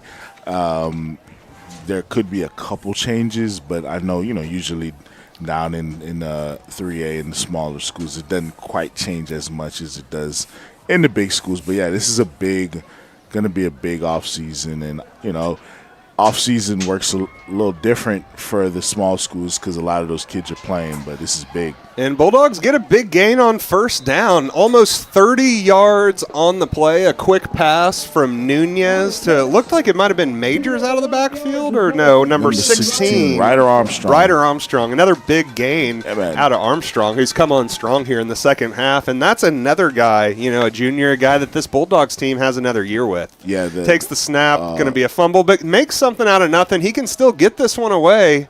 And really no harm done. 19 seconds left on the clock, so you got to hurry if you're going to get this one in the end zone. But again, Bulldogs still fighting and still airing it out. Down 14 with 19 seconds left. Yeah, I think if you look at the skill guys that the New Waverly's going to have coming back that have contributed tonight, like I say, Khalil Major, Nathan Dippy, Ryder Armstrong, and like you said about the line, most of them don't even have their license yet, so it's still very young. 5 wide, New Waverly airs it out, and they're going to get a completion, but not going to get out of bounds, and that should do it. Oh, no, they're going to get a flag. It looks like we might have another targeting call on the play. That one, I don't know if he actually connected on the helmet-to-helmet. That looked a little bit more flagrant than the one by Bumstead. Yeah, that one, the first one was just kind of a bang-bang, so to speak. That one, I forget, was that? Oh, they waved it off. Oh, wow. So waved off the penalty. I'm going to assume they waved that one off because he did not actually make the contact. Because he definitely launched, and he launched on that one. I'm going to assume he didn't connect, because had he connected, that probably would have been the flagrant that would have involved an ejection. And it looks like the no call, though, with the stoppage, will give New Waverly one more chance to air it out and try to get this thing to the end zone. The clock was going to run out on that play because they got stopped short of the line of scrimmage. Nunez drops back, scrambles, and he is going to get sacked, and that's going to do it, folks. Kountze 42, New Waverly 28 from Bulldog Stadium. A valiant effort from the Bulldogs, but couldn't get it done tonight. Coming up next is the Nelson Amaya's Collision Center post-game wrap-up. This is New Waverly Bulldogs football on the Bulldogs Broadcast Network. This being the last Fans, are you ready for some Bulldog football? Robert Lindeman here with Hit Solutions Realty. Dreaming of a place that feels unmistakably yours? At Hit Solutions Realty, we bring you home. Our mission, to guide you every step of the way, ensuring you find that perfect piece of property that whispers, welcome home, every time you step in. Whether you're diving into the market to buy or ready to pass on your cherished space, our expert team stands by your side, turning the process into a seamless journey. So, ready to make a move? Contact Hit Solutions Realty. Let's get the ball rolling and bring you closer to your dream home. At Hit Solutions, we recognize that every star should have its time to shine. In that spirit, Hit Solutions Realty is thrilled to back New Waverly football, wishing them a season as bright as the stars. For more information, visit hittss.com.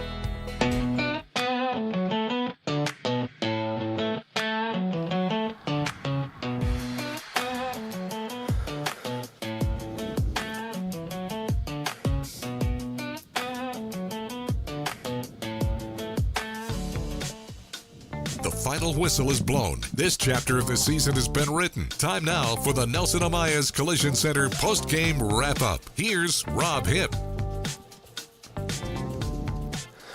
Josh Criswell filling in for Rob Hipp, alongside me, David Berry. Kountze 28, Kountze. What was the final score?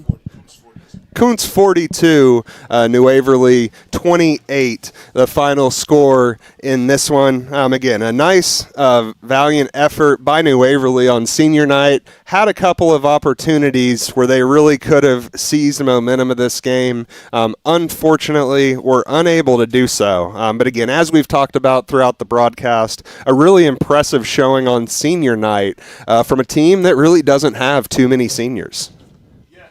I think despite the loss, they acquitted themselves well, and I think those seniors don't have anything to hang their heads about, and I know that's what Coach is telling them right now in the post-game huddle. when you play a team that has a lot of playmakers, you do have to limit the big play. And at least in the first half, they just had a hard time. And then you also can't make those back-breaking mistakes. And, when you fumble on a punt return, that's what's going to happen. And Kountze, good enough, and they take advantage of it. I think, they're going to have their own stuff to deal with moving forward as they go and play teams in the playoffs that are going to be equal or better than them.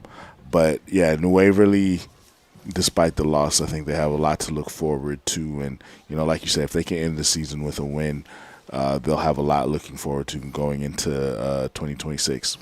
Yeah, and you're listening to the Nelson Amaya Collision Center post-game show, and we're coming to you live on the Hit Solution from the Hit Solution Bulldogs broadcast booth. Josh Criswell and David Barry. We got just a couple of more minutes left on the show. I'm going to come back in just a few minutes, but before we go to our first break of the post-game show, a couple of big plays for New Waverly. Which one would you single out as our play of the game?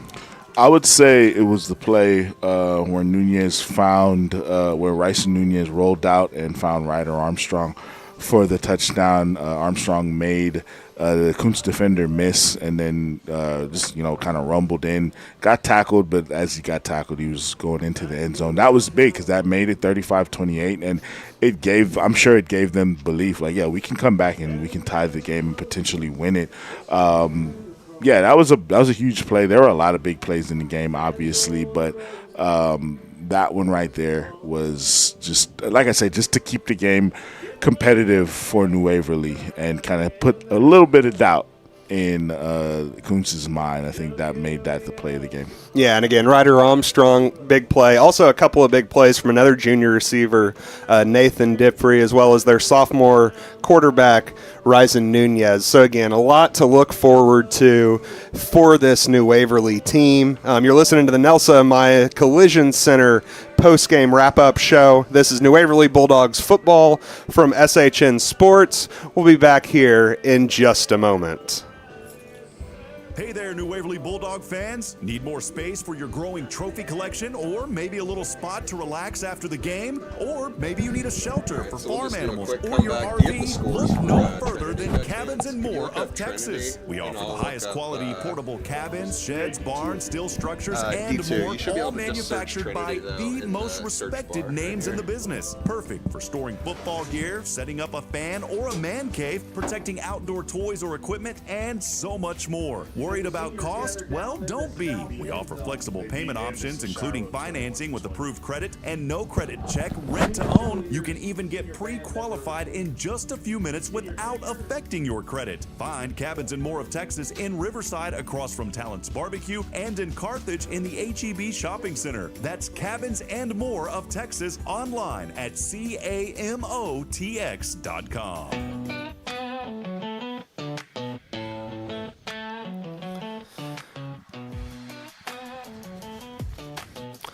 All right, welcome back to the Nelson Amaya's Collision Center post-game wrap-up. I'm Josh Criswell, joined by David Barry, filling in tonight for Rob Hipp. Time to wrap up tonight's broadcast, but before we go, just a couple of quick score updates in the area that might be relevant to New Waverly fans and people tuning in tonight. Huntsville in the fourth quarter against Nederland in control, up 35-14. And David, the team that New Waverly has next week to close out this season really picked up a big win to keep their playoff hopes going tonight against Anderson Shiro.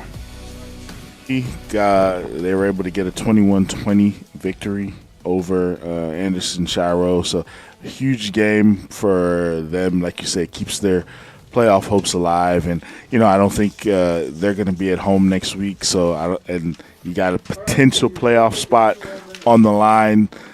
They're not gonna need any more motivation than they already have. But knowing that you have a potential win in your end for them is going to be good. And I'm sure if you're New Waverly, not only do you want to win to end the season, but you want to win and spoil Trinity's chances of making it to the playoffs. 100%. Well, that's all we have for you tonight, folks. I'm Josh Criswell. He's David Berry. Jocelyn De La Garza has been helping us out throughout the night. So thank you guys for tuning in, and we will be back next week with more New Waverly Bulldogs football, brought to you, as always, on the SHSN Sports Network by Walker County Federal Credit Union. Thanks again for tuning in, and go Bulldogs.